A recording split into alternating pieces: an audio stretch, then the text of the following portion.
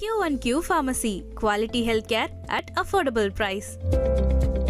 Holidays nale, adu namma GT Holidays da. South India's #1 travel brand. Achi Badam Drink. Achi Badam Drink. Onnu vaangana onnu free.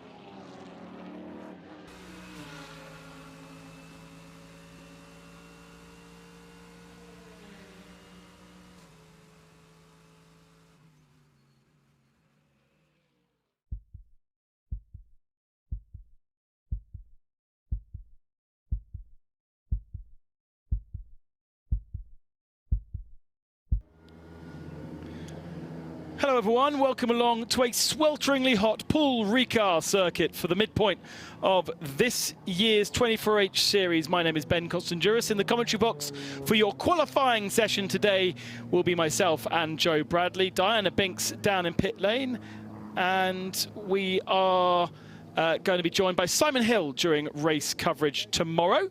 But we're going to get the qualifying underway today. We will have qualifying for the TCE category, of which we have no cars, the GT4, GTX and 992 category first do their qualifying session, and then we will be coming to the GT3 category afterwards. Qualifying split into 3 separate sessions where we will see 3 separate drivers, and the aggregate of all 3 sessions dictates our grid. But we have a straight through 12-hour race tomorrow from 10 o'clock local time through to 10 in the evening, meaning that with a circuit so wide as Paul Ricard, qualifying is really a formality. It's a stunning day, as you can see from the pictures, around 34, 35 degrees air temperature. The tarmac is dark here, so it really absorbs that heat, and there is really not a cloud in the sky. Here is our international calendar. Our European Series kicked off in Mugello in March and then headed to Spa-Francorchamps in April, with Misano in May. We're at Paul Ricard now with Barcelona, the 24-hour race at the end of September, and then a trip over towards Asia for the end of the season. A newly announced event, probably since the last time we spoke, actually. As mentioned, the weather is stunning. There's a little bit of a breeze just to take the edge off that very intense heat, but classic Mediterranean heat. In fact, the bridge saying 33 degrees, our sensors saying 31. It really very much depends on where you stand. Either way, in race conditions, tomorrow is going to be hotter, and that is going to present a bigger challenge for all of our drivers and for our pit crew, who are going to be down in the sweltering heat, because there really is nowhere to escape from the heat and find some shade. And for today, at least, it is Diana Binks down there in the pit lane to report from what is happening. And we've already had a little bit of drama down during practice. Diana, how are we down in pits?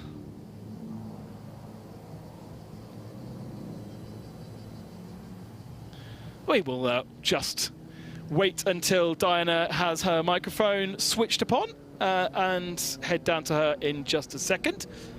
Oh, there we go. Diana, go. I had to disappear into the garage. So yeah, welcome everyone. This is the pit lane here at Paul Ricard. We're just about to get underway for the start of qualifying, which happens in a few minutes' time. Now we will see each class 3 sessions of 15 minutes a time. Then there'll be a gap in between of 5 minutes to regroup and rotate those drivers. We'll talk more about that in a second. The story that's sort of starting this qualifying session, unfortunately, is with the 909 Red Camel Jordan car. Paul Trustwell is very much the man looking after this team, Paul, a good friend of us here on the airwaves, but not the great start to qualifying that you guys would have wanted. No, the engine blew up. There's a big hole in it. If you have ever seen a Porsche 6-cylinder with the engine, a big hole in it, we've got a big hole in ours. It wasn't near the end of its life. Porsches suggest it should run for 100 hours. We're nowhere near that. So we're talking to them. We've got a new engine. We're putting that in now.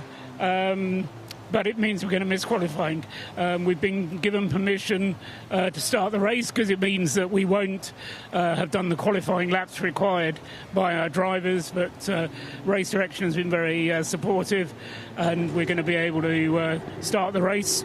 We'll be starting from the back, but long race, doesn't matter where you start, matters where you finish. Of course, Paul, we're looking at the class championship. We're round 4 now. You're second in the 992 class, so there's a lot to play for as well. Absolutely. Obviously, we're looking to win the race if we can. The Krone racing car, the RPM car, is the one that leads the championship. So come the race, that's the one we'll be trying to beat. The Mulner car is very strong as well. Interestingly, they've not done a lot of laps in the test session so far, so we don't quite know what their pace is going to be. They caused a bit of a stir as well in one of the private tests. So, yeah, we'll be keeping a close eye on this qualifying session whilst the mechanics are working hard underneath the car.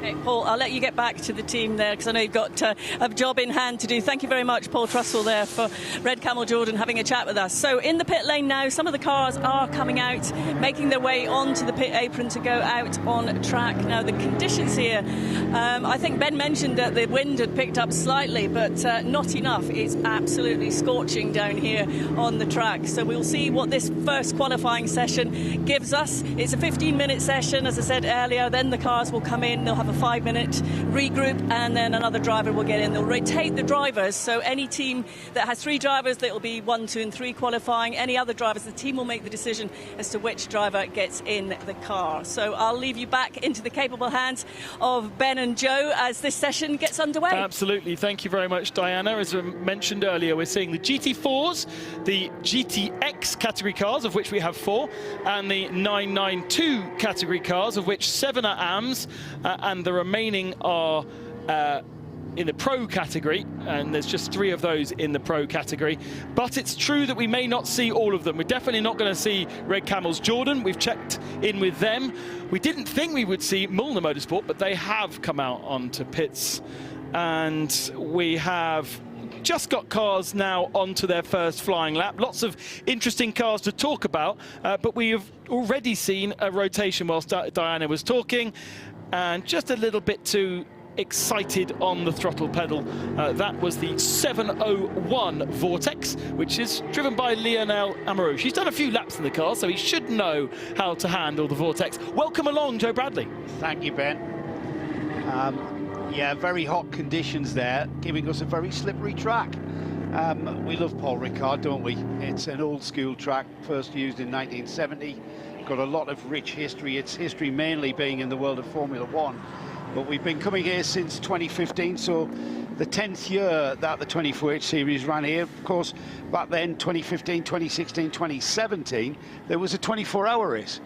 And it wasn't until 2021, we had a bit of a break. We haven't been back since 2021, where we first ran over 12 hours. And the challenge, as ever, for Paul Ricard is the heat.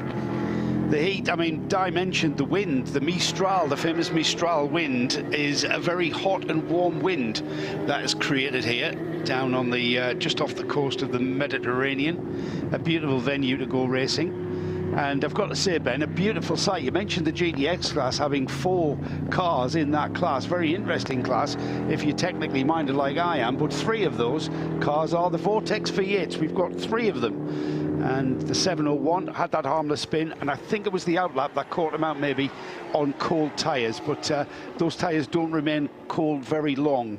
All 3 are the newer version 2, the Vortex 2, and I think this is the first time we've seen all 3. Well, 3 of the, certainly 3 of the 2. We've never had, I don't think we've ever had 3 Vortex 2s.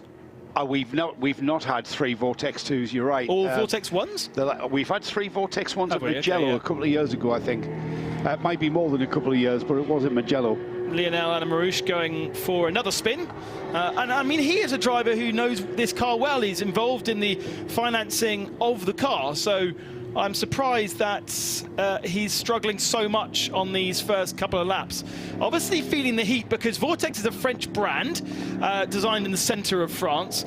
And we do have a Nova in this class. First time that Nova has joined the 24H series, and it is even more of a prototype looking beast than the Vortex. It is also French designed and built from Nogaro, and therefore I think there's going to be some heavy drapeau flag flying across the next 12 hours as to who is the strongest French brand out there. All of those 4 cars in GTX, they're basically like fireworks to drive. The Vortex 2.0, clearly, yes. A V8 Chevrolet engine strapped to your back on that one, and in the Nova, we've got a Ford V8 putting out towards 600 brake horsepower. All right, carbon frame chassis, very, very state-of-the-art in their build quality, all of the cars in GTX, but going to be very, very tricky to drive, and certainly over 12 hours in this heat, it's going to be a challenge. It's going to be a challenge from all fronts, drivers, mechanics. It's going to be a grueling 12-hour race tomorrow. Taking a quick look at RPM Racing, who are our championship leaders in the 992 category. That's the famous green colours of Tracy Krohn, who is here with his usual team of Nick Jonsson and Hamprecht. He's got a 4th driver in that car this weekend. Yeah, they're leading the AM Championship. We're getting to that point, aren't we? 2 rounds to go in the 2025 season, and then we'll be crowning our European champions. And so if you haven't had the results go your way up to now time is running out. You really need a strong finish here at Paul Ricard. You then need to go to Barcelona for the 24 hours there and have another strong finish. And 3 strong finishes so far. 2nd overall in 992 at Mugello, 2nd overall at Spa, and 2nd overall at the last round at Misano for the RPM Racing. That's put them at the lead of the 992 class overall, and leading also their subclass within the 992 category. So they're going very strong. Tracy Krohn is aboard the 907 for the moment, so he gets the best of the tyre. Remember, you're not allowed to change tyres throughout these 3 qualifying sessions, so the tyres are shared between the 3 drivers. The more work the first driver does on those tyres, the more he uses up the energy, and the other drivers in your car get less performance in theory. So Tracy Krohn will be driver 1, and then Nicholas Jonsson and Philip Hamprecht will take over in sessions 2 and 3. There isn't a 4th driver in that car this weekend. They have had in previous events, and certainly at the Nürburgring 2 weeks ago, where they were running very competitively, they had a 4th driver as well. I do like the format of the qualifying format in 24H series racing.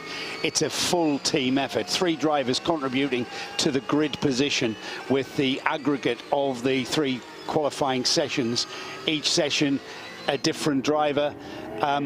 What we may see is that the first driver, the AM driver, that must go on those fresh tyres, we see these drivers doing the minimal amount of laps, and then we'll see an equally minimal amount of laps in the 2nd sequence of qualifying, giving the superstar driver that you can plug in qualifying 3 the best set of tyres you can after 2 15-minute runs. Horrible understeer through Virage Dupont at the end of the lap, and he did run wide. He's got himself where is that lap? It stays bottom, as I think that's who's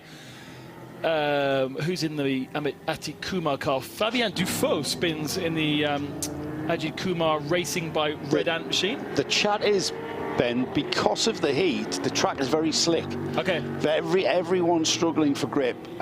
You can see the drivers tugging at the wheels, trying to get the cars to turn in. And I think in the practice sessions, we've seen a lot of teams trying to dial that setup in where they will be able to get the cars to turn. A lot of understeer being complained about.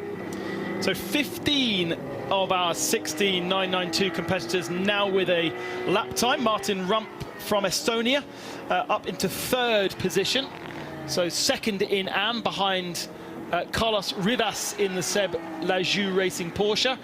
And actually Martin Rump now goes to the head of the standings. Yes, that's right, because the 2 cars ahead of him, so he's fastest in 992. The 2 cars ahead of him on your graphics there are the GTX cars of Arnaud Gomez in the 703, that's the Vortex, and then Sebastian Page, or Page, he's Swiss, so it's difficult to know, is the fastest in the Nova. That seems to be a lot faster really than most of the other cars. It's been given an extra 100 kilos over the car that races in the Ultimate Cup One Make Championship, which actually has 19 competitors when they raced here at Paul Ricard, and they race in a category that also races LMP3s, and the Nova was the faster, so they've been given 100 kilos to try and slow them down, because obviously we wouldn't necessarily want the GTX cars winning the race overall against GT3s.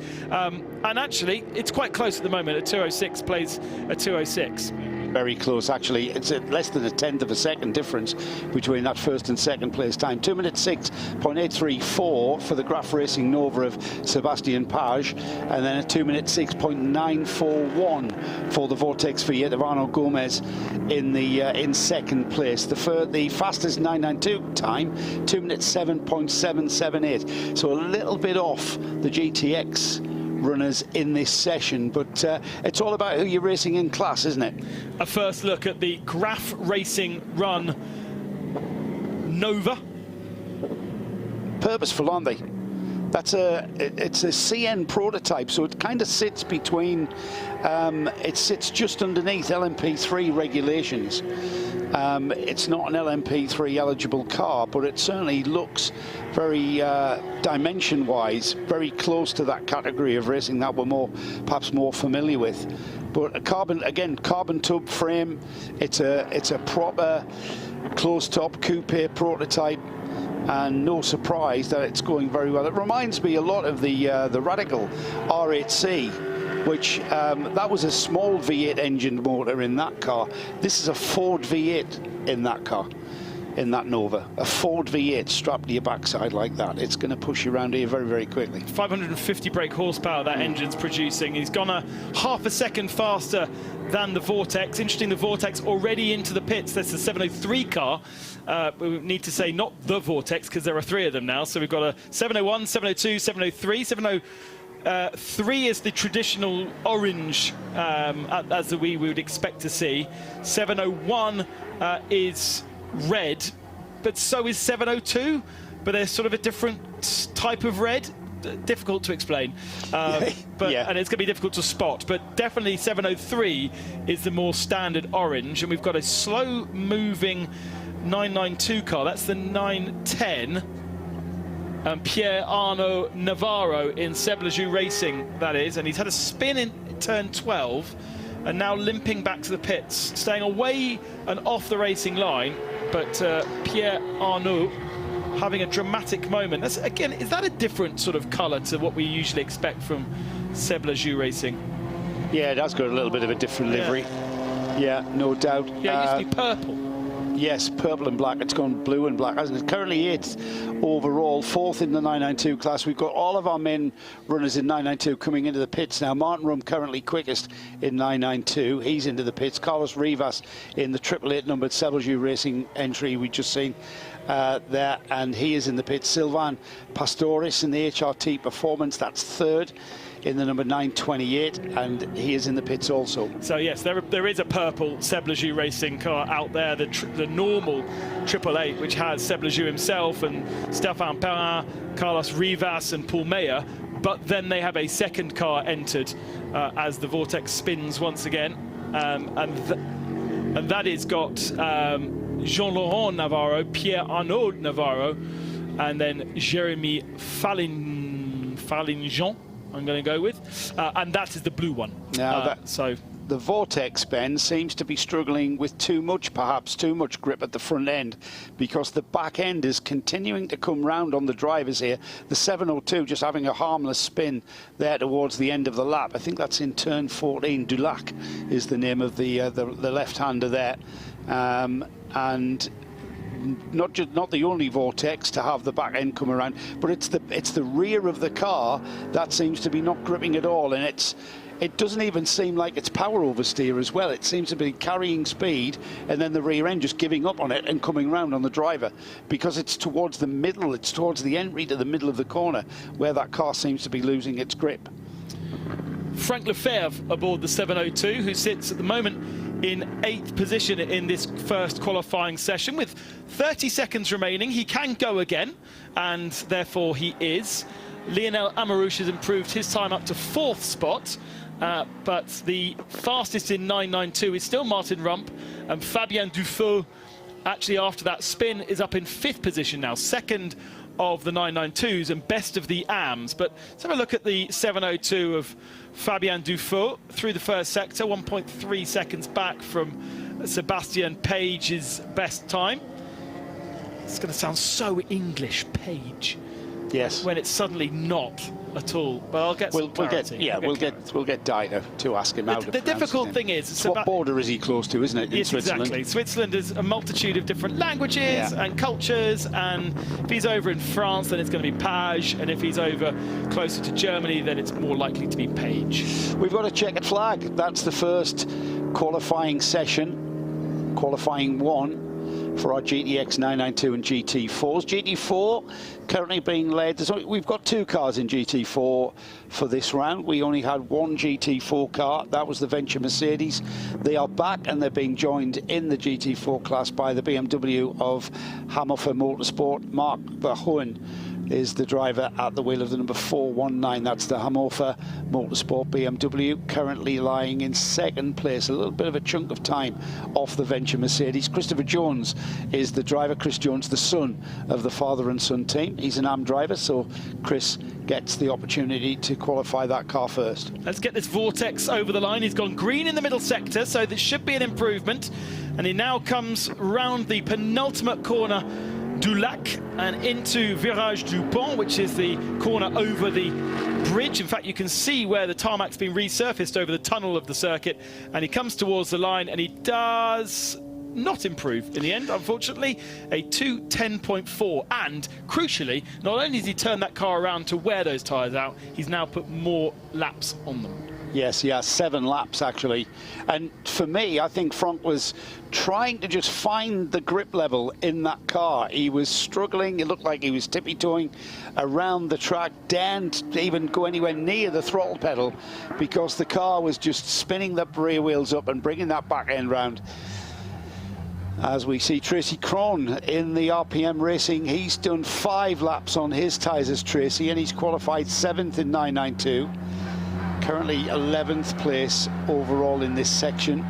But we now go to qualifying 2, which is another 15-minute run. This time you can pretty much plug any of your drivers. Doesn't matter what grading they are. You can plug your Platinum, your Semi, your Pro, your Superstar in at this point.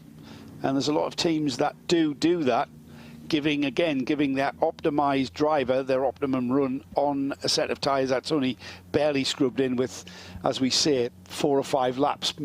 It seems to be the average life on the tyres that are out there at the moment. And as we talk about tyres, don't forget that for the first time this year, we are on Michelin tyres rather than Hankooks that have been run for many years in the Creventic series, and that has presented a very different challenge to our drivers. When we first met them in Mugello, they were really struggling on the warm-up on the first couple of laps when it was quite cold and damp, and we expect them to have more durability than the Hankook tyre in these hotter conditions. They're certainly stiffer with their sidewall, that's why they take longer to warm up, but we have a bit of a question mark over the durability over them And, you know, track temperature is going to be about 50 degrees tomorrow. It's going to be hot inside the car, but it's also going to be hot for those tyres. So how long can they go?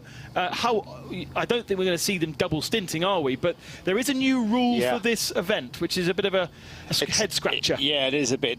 So the new regulation for this round is that you cannot use the tyre for less than 50 minutes. We'll probably go into this in more detail tomorrow, and because it's more about the race, this one.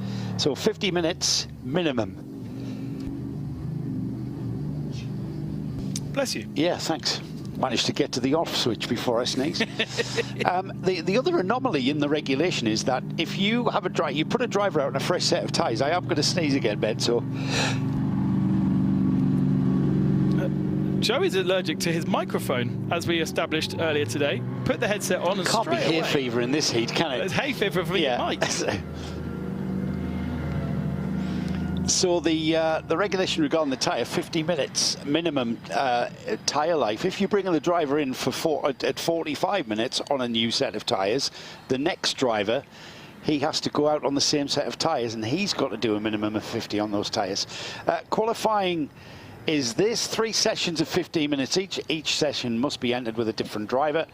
The driver change during the session is not allowed, so you can't plug another driver in during Q1. You have to wait until Q2 kicks off before your next driver gets underway with their qualifying. And the thing about the session that we've just seen, the first session must be with your AM driver.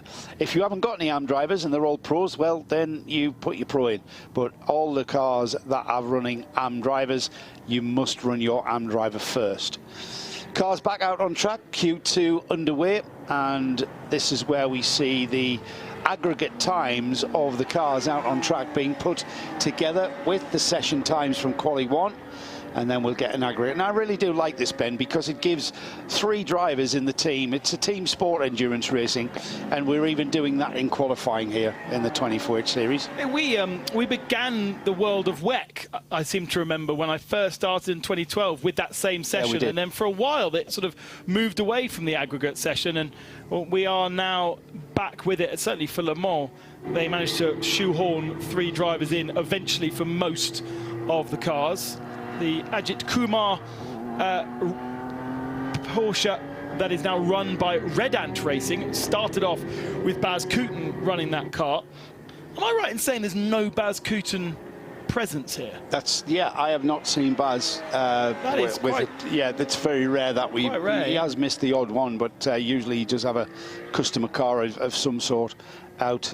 Unfortunately not. Hopefully we'll see him back out at Barcelona at the end of September. The 901 car, the Ajith Kumar Racing with Red Ant, is Mathieu Detry at the wheel of the 901 now. And Mathieu certainly no slouch behind the wheel of a Porsche Cup car. So that means we're going to see Ajith Kumar in the 3rd session, because there are only 3 drivers in that car. Detroit is the semi-pro in that car, Dufault and Kumar the AM drivers. So this should be this should elevate this car up the pecking order in the provisional qualifying session. We've got an onboard camera, so we can see what it. I was about to say we can see what it's like around the circuit. I could give you a guided tour if you like, but unfortunately we've cut away from it.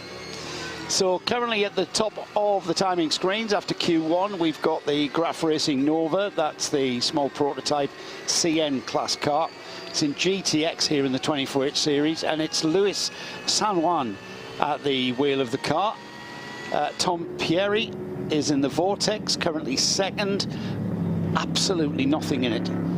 Absolutely nothing in it. 2 minutes 6.480 is the quickest time. 2 minutes 6.941. Less than half a second is the gap at the top, and it's all about bragging rights for who's going to be on the pole position for the GTX class.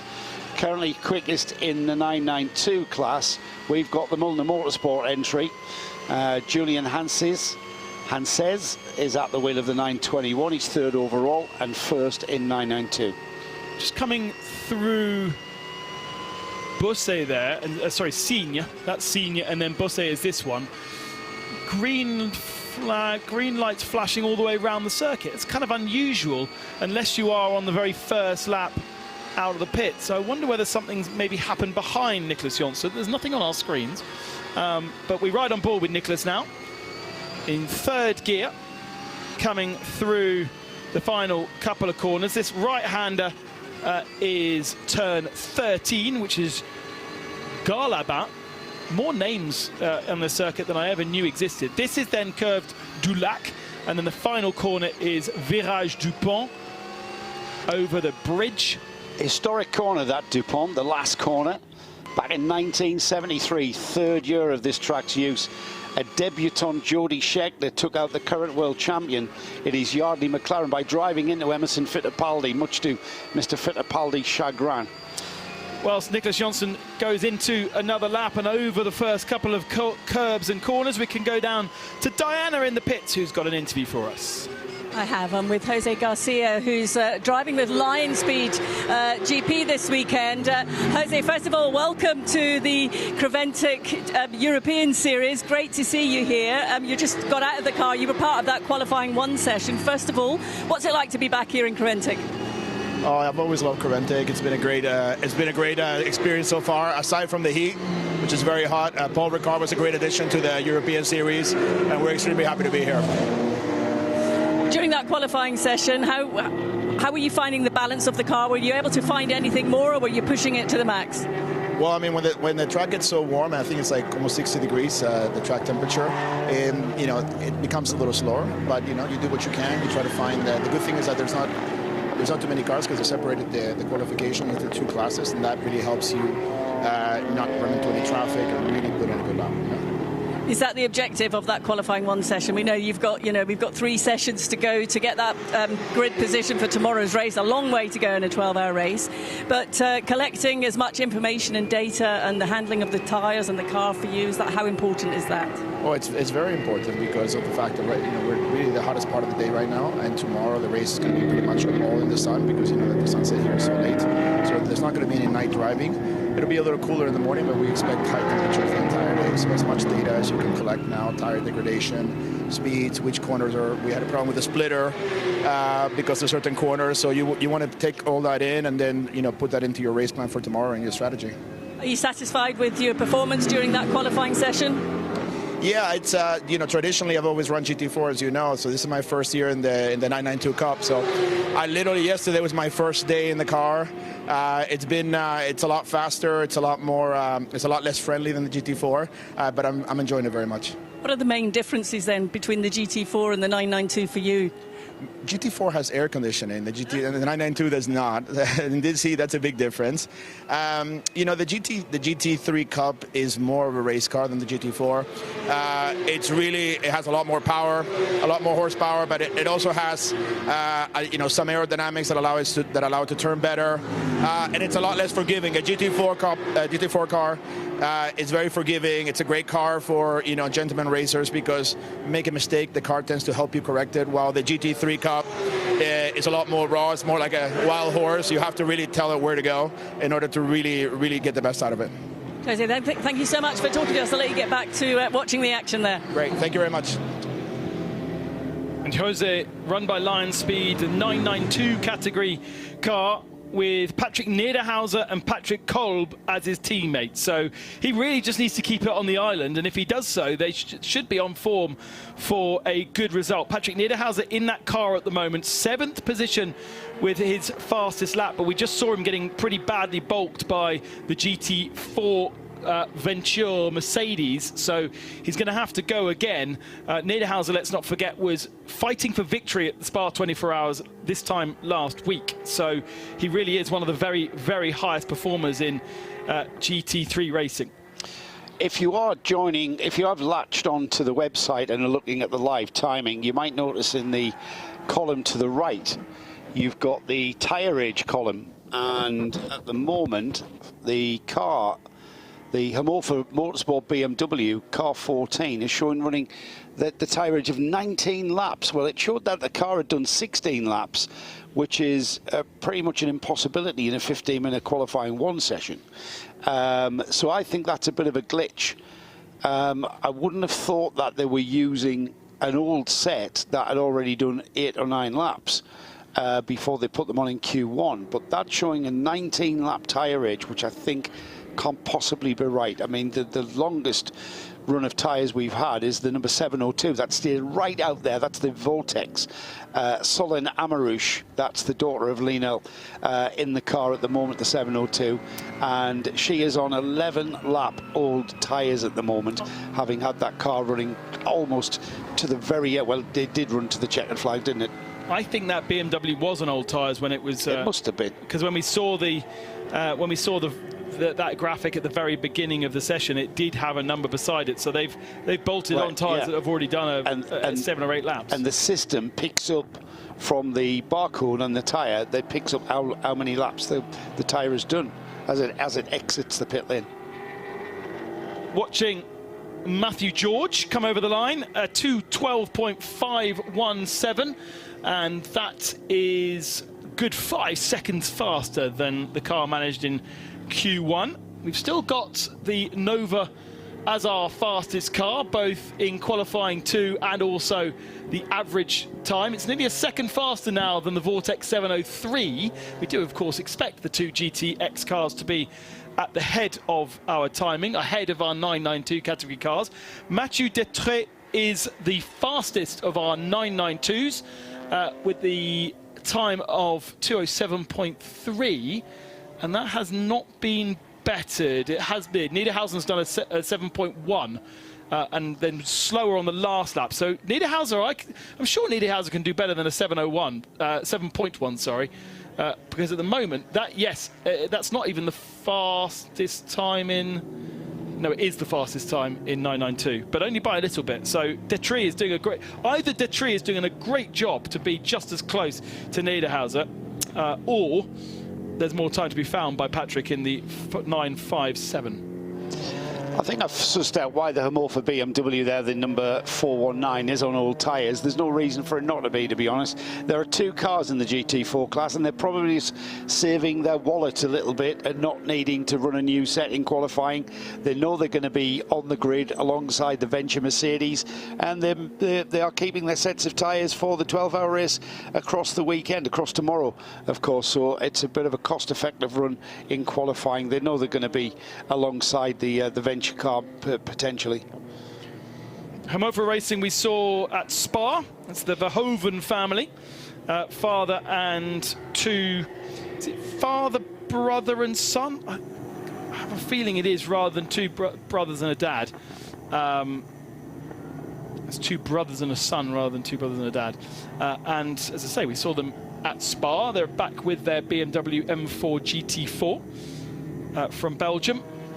And great to have a little bit of competition, because we did miss out, or Venture missed out on having a competitor at Misano last time out. We had 3 cars in the entry the previous event, and even Mugello, I think we had more than the single GT4 entry. Mugello we had 3 as well, because of course we had the local Lotus. So yes, good to have another one back. Thanks for coming back to us, Homolfa. And of course, the Venture Mercedes team, they won the Spirit of the Race award because only being the only car in the GT4 class at Misano, they didn't hold back. They optimised their run across the length of the race, and even caught themselves out, didn't they, by pushing the envelope.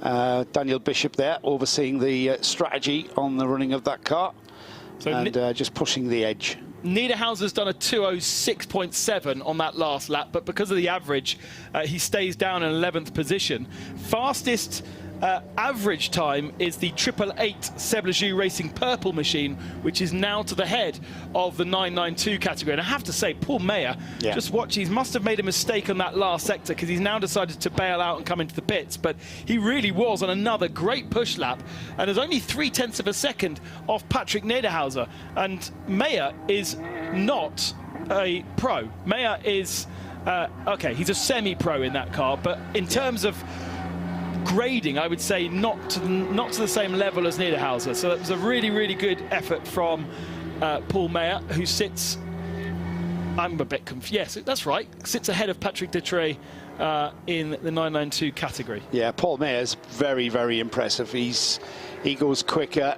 literally every time we see him at the wheel of a car, wherever it was. We recently saw him, of course, at the Nürburgring 24 hours a couple of weeks ago. Not quite sure, I can't remember how he did, but once again, absolutely. Just to explain the graphic on the screen that you can see, it's in order of the average lap time, but it shows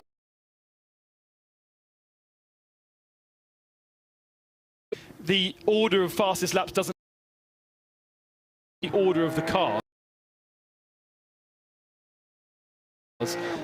We've got just two other cars, three cars still out on circuit. The four also have Holmgard Porsche 902 out of 9 and Elf, green and red liveried Porsche 992. They're at the tail of the AM category at 992 at the moment, so looking to improve. And so Martin Schuttler's just gone back out onto circuit to try and improve that lap time, even though the checkered flag is now out. And Rasmussen comes over the line. It was an improvement on time, but it wasn't an improvement on position, and stays 7th. Which is 4th in the 992 class overall, 3rd in the 992 AM subclass. And things beginning to get very serious, isn't it? At the moment, we've got the GTX class being led by the Nova, the RAFA Racing Nova. Luis San Juan just bringing that car back into the pits. It's on the GTX pole, and the average, quickest average, is 2 minutes 6.366. Tom Pieri in the Vortex, he's 2nd in GTX. And then in 3rd place in GTX is the 2nd of the Vortex runners, that 701 numbered car. It's the 703, by the way, the 703 numbered Vortex, that's 2nd in GTX. 701 is 3rd, and 702, Solen Amarouche in that Vortex V8, currently 4th in GTX. And then with the cars making flag, everybody else has called it a day for qualifying 2. Being led with that outstanding lap of a 2 minute 7.04 overall, 2nd quickest car overall in that 2nd qualifying session. Plate numbered Sebelju Racing Porsche. They have gone at the 2 minutes 8.088, and then 2 minutes 8.227 for Ajit, another quick lap from him, 2 minutes 7.367. And then the 3rd quickest average in 992 of the Mulliner Motorsport, Julian Hand 92. Endurance racing is all about the combination of drivers in a single car, and of course we've seen 2 of our drivers, but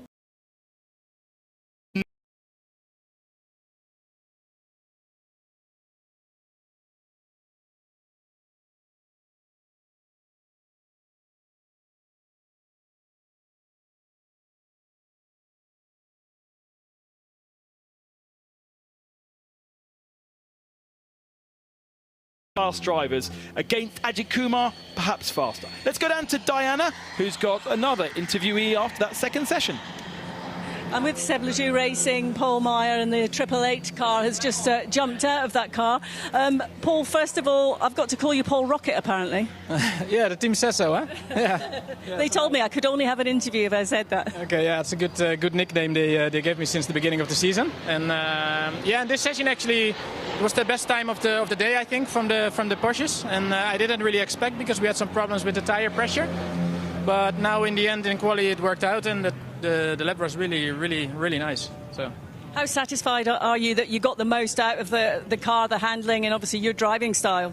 Yeah, especially that we get everything out of the tires in the car, because we were struggling with the heat and didn't know what to do actually with the pressures and temperatures and everything. Yeah, it worked perfectly now in this session. So yeah, if we can keep it up for the race, we will be fine.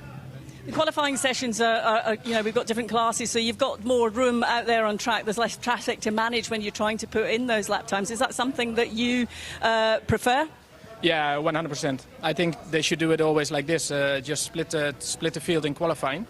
So that's actually the most important thing for us, that we have 3 laps. And one car in front of me spun, but it was just in time that I entered the zone, or entered the sector, that it was green again, so I was quite lucky there.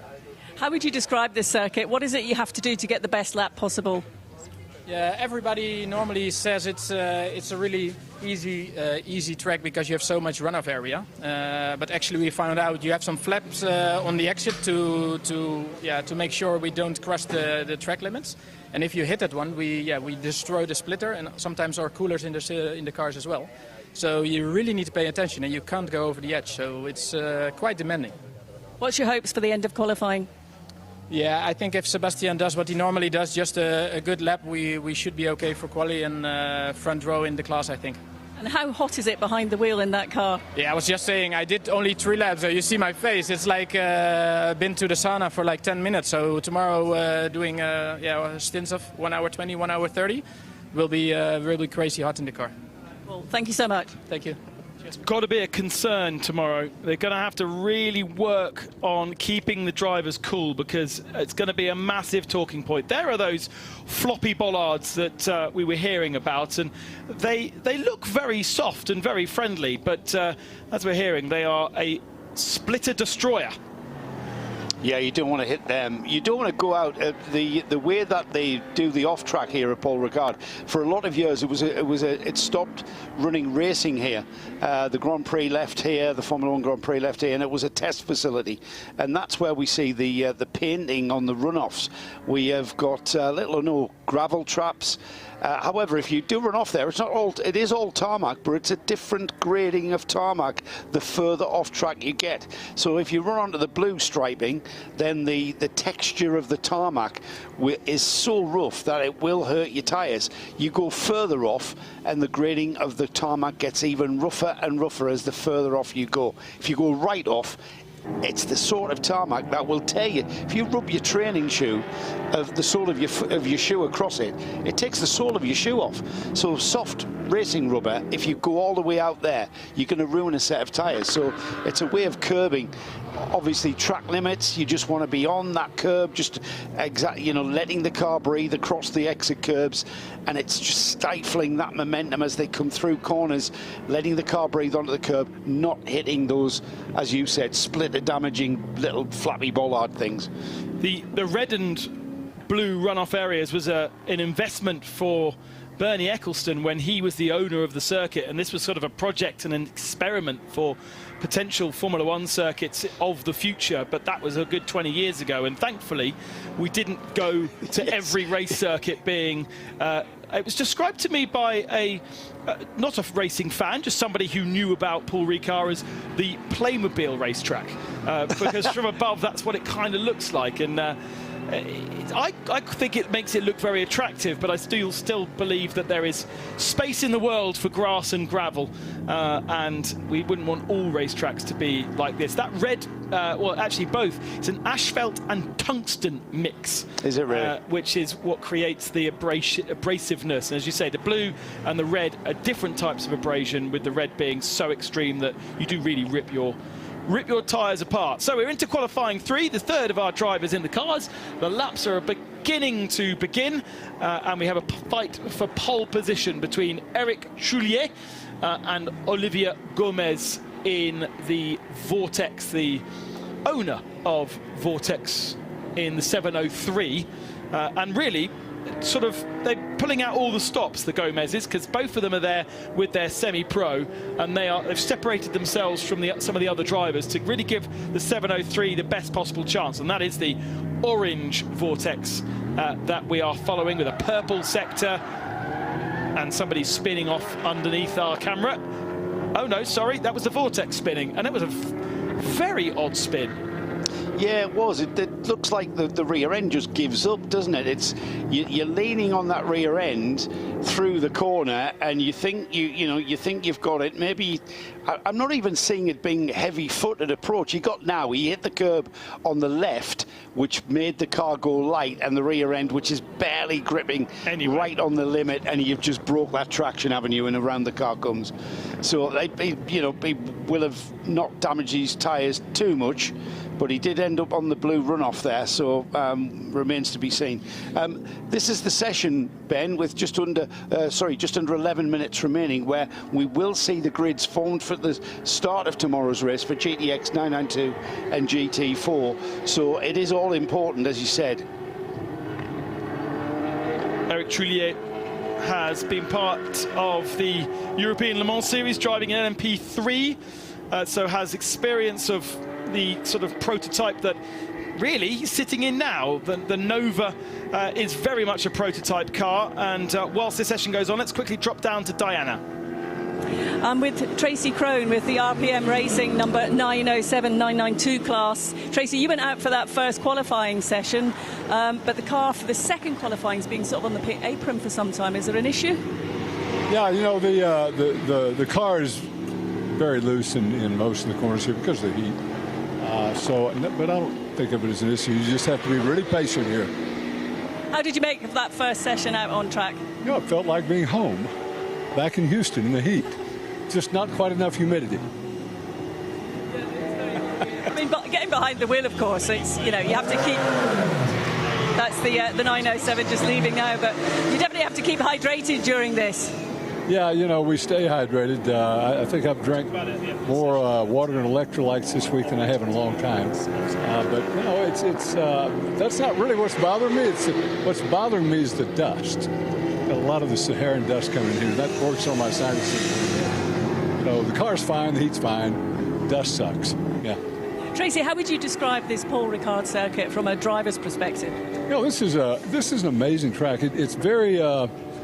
For me, the reference points are difficult to pick up when I haven't been here in a while. I've been here several times, but it takes me a while to get that. And then once I do, I mean, I don't really mind pushing the car hard because there's not a whole lot of places you can screw up and hurt yourself. So, you know, a good FIA track like this is very beneficial, I think, for most drivers. It's a very safe track. And how much is the track evolving as you're out there? I know we're sort of early on into the weekend. Obviously, this is qualifying now. We've got a 12-hour race to go, but it's still evolving every time you go out. Oh, yeah. I mean, I think our highest measurement was about 57 centigrade on the track. So, and it's about 90 to 95 ambient Fahrenheit. And then I don't know what it is in the car. I don't really think about it too much. We're used to driving in the heat, so that's okay. But the track doesn't really change that much. I mean, other than it's not the track, it's the tires that change so much, of course. But it does feel like in a couple of corners, the asphalt gets a little liquid. But you enjoy pushing yourself to the limit here to make sure you get the best position possible going into that race, or are you not focused on that position ideally in qualifying? You know, I mean, I think qualifying is important. I think it gives you a good idea of what it's going to be like when you really need to push. And so I think that's very valuable. As far as position in qualifying, it's not really important in a 12-hour race like this. I think it's really, I mean, they call it endurance racing for a reason, right? Yeah. You have to have endurance. You have to have endurance in the pit lane. I'm sorry, I didn't hear you. I said you have to have the endurance in the pit lane as well. Oh, absolutely. Yeah. I mean, you know, it's really hard just walking around on the concrete. You need to stay inside. Yeah. So, Tracy, thank you so much. Okay, great. Thanks. Thank you. Fastest time of the afternoon has gone to the Vortex number 703. Olivia Gomez has put in a 2-minute 3.7.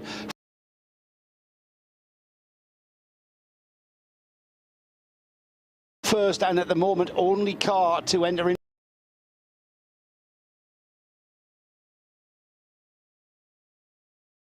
the 2-minute 5 lap times. It still hasn't put the car about half a second, just about 4/10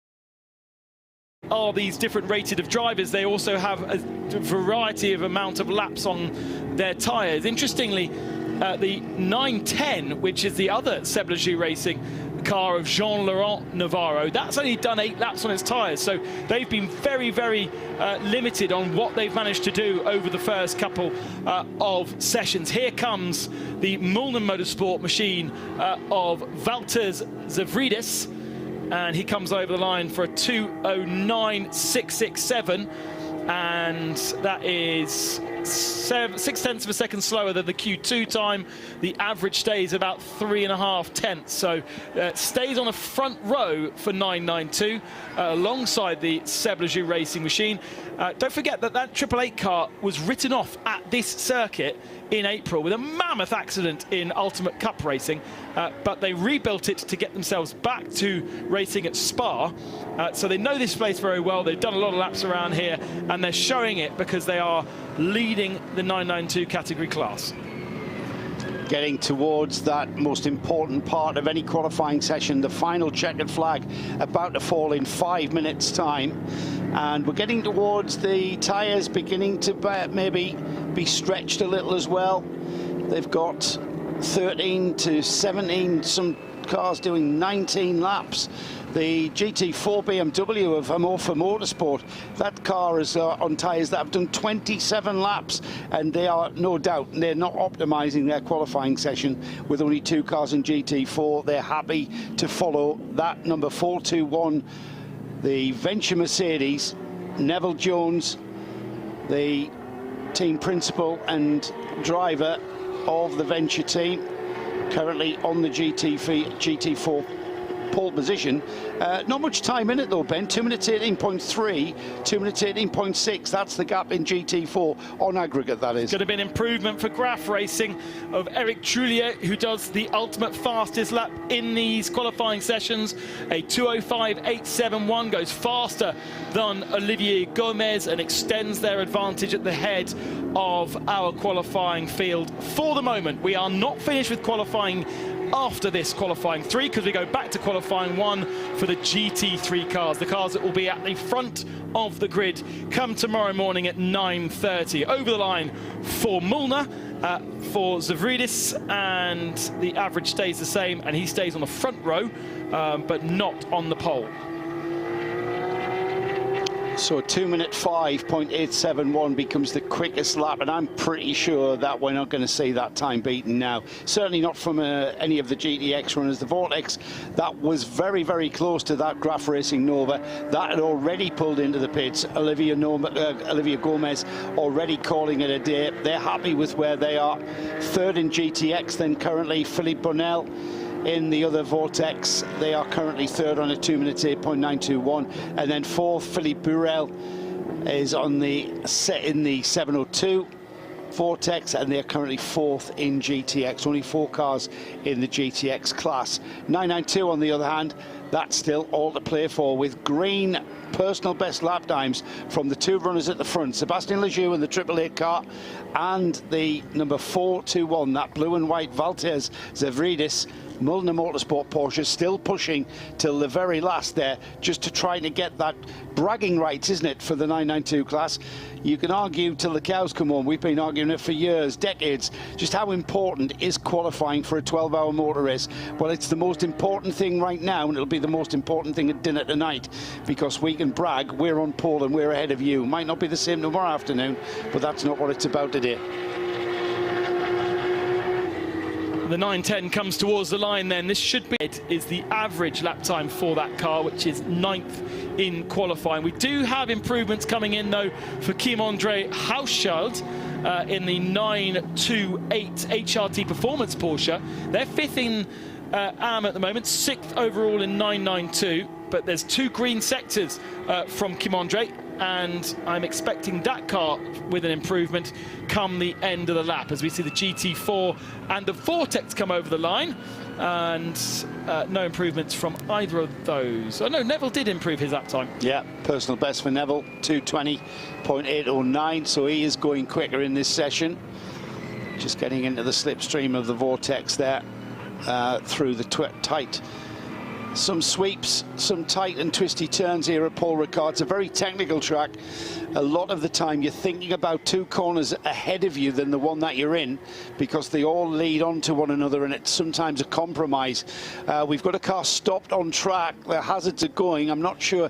I think it's offline, so it's not going to cause too much of a problem. And indeed, a red flag has been called. 45 seconds on the clock. That might be the red flag coming out with a checkered flag, though, Ben. They may call that a day, because with 45 seconds on the clock, yeah, we're not going to have time to rerun that 45 seconds. And a little bit premature, I'm afraid, because Jean-Laurent Navarro, with this big, lurid spin coming onto the Mistral straight, the car goes into sort of an automatic fail with its hazards on, and I think that's why race control then reacted to it and put the red flags out, thinking that that car wasn't going any further. But Jean-Laurent has managed to get the car fired up again, and he's heading back to pit lane. But for those on laps, and there weren't many that were going to improve, to be fair, that has interrupted the end of our qualifying session. Well, the 3 cars that are currently at the top of the timing screens, they were already in the pits.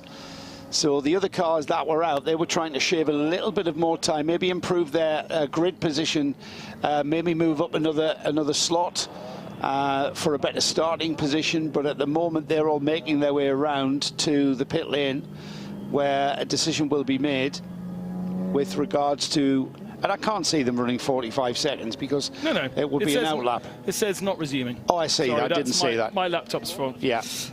Right, so we now know who's on pole position in GT4, in 992, and in GTX, and Diana is going to be chatting to some of them. Yes, Venture Racing, Matt George and the 4-2-1 provisional pole at the moment. The red flags just ended that session a few minutes earlier, but you were on the pace straight away today and looked pretty comfortable. Would you say that was a good summarise? Yes and no. I think if anyone says they're comfortable in this heat, they're definitely lying. It's quite difficult to manage the tyres, and the temperature in the car is absolutely crazy. But yeah, the guys have been doing amazing. Chris and Nev have been doing an amazing job since we got here. And my personal qualifying was really good. As most of the drivers will know, it's not very often you finish a lap and you genuinely sit there and you're like, I have no idea how I could go any faster. And I managed to do one of those today, and yeah, I'm super pleased with it. The Venture team have done an amazing job. The car feels super hooked up, and yeah, just 12 hours to go. How much work and preparation did you and the team do ahead of Paul Ricard? Loads. We always do loads. Us and the guys at Venture, we tend not to mess around in how we go racing. So drivers been doing loads of sim prep, loads of fitness, even sauna work, knowing it was going to be super hot coming here. And the guy is always prep an amazing car. There's never a stone left unturned. And yeah, everyone works so hard. We're all here for one goal and a good time while we do it. So a satisfying day so far. Yeah, so far pleased. We were humbled a little bit at Spa, so we know we've got a long way to go, but right now with that particular qualifying session, we're happy. Yeah. Thanks very much, Matt. Thank you. I want to know what sauna work is. Is that just literally sitting in a sauna? No, not just sitting in this. I would like to. I mean, Keke Rosberg used to do push-ups and take his exercise bike into a sauna and train in a sauna. I would like in the sauna. Well, that's sauna work for me. That's the sauna gym I used to be a member of. Yeah, I'm off to the gym, which meant I'm off to the sauna. Sit in a sauna. Here is the combined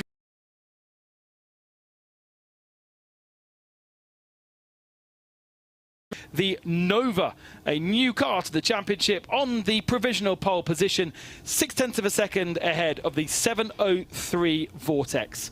Best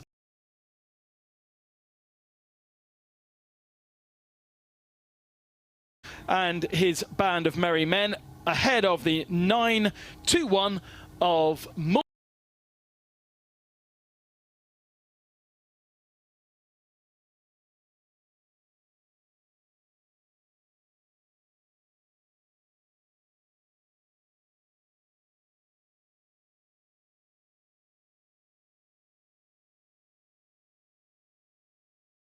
very strong lineup of Kolb, Niederhauser and Garcia. 9 and Elf in 13th, and then the 2 GT4s of Venture and RAFA Racing rounding out our 15 qualifiers. Don't forget Red Camel's Jordan, though, didn't qualify. Brand new engine for tomorrow's race. Yeah, they were missing in action, weren't they? But they will be a factor tomorrow, Ben, no question.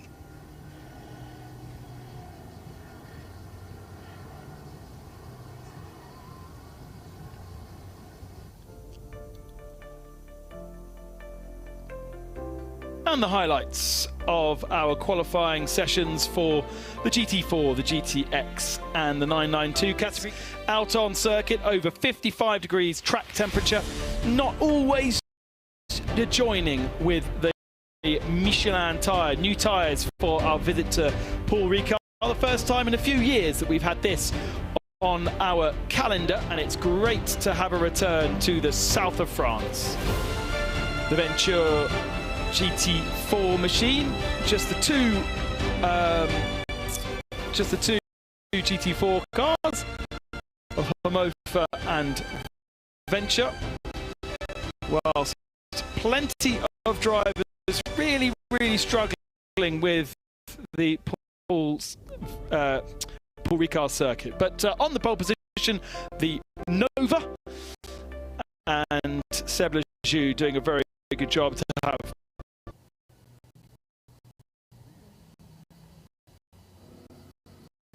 Let's head down now to Diana. GTX class pole. To have a chat with me now as we stand here in this very hot pit lane. But what a debut for yourselves, the team here at Paul Ricard. Yeah, it's our first time for the team here. Also the first time for a Nova car. Yeah, I mean that's a great satisfaction. It's very hot, but I think we are very pleased with the car.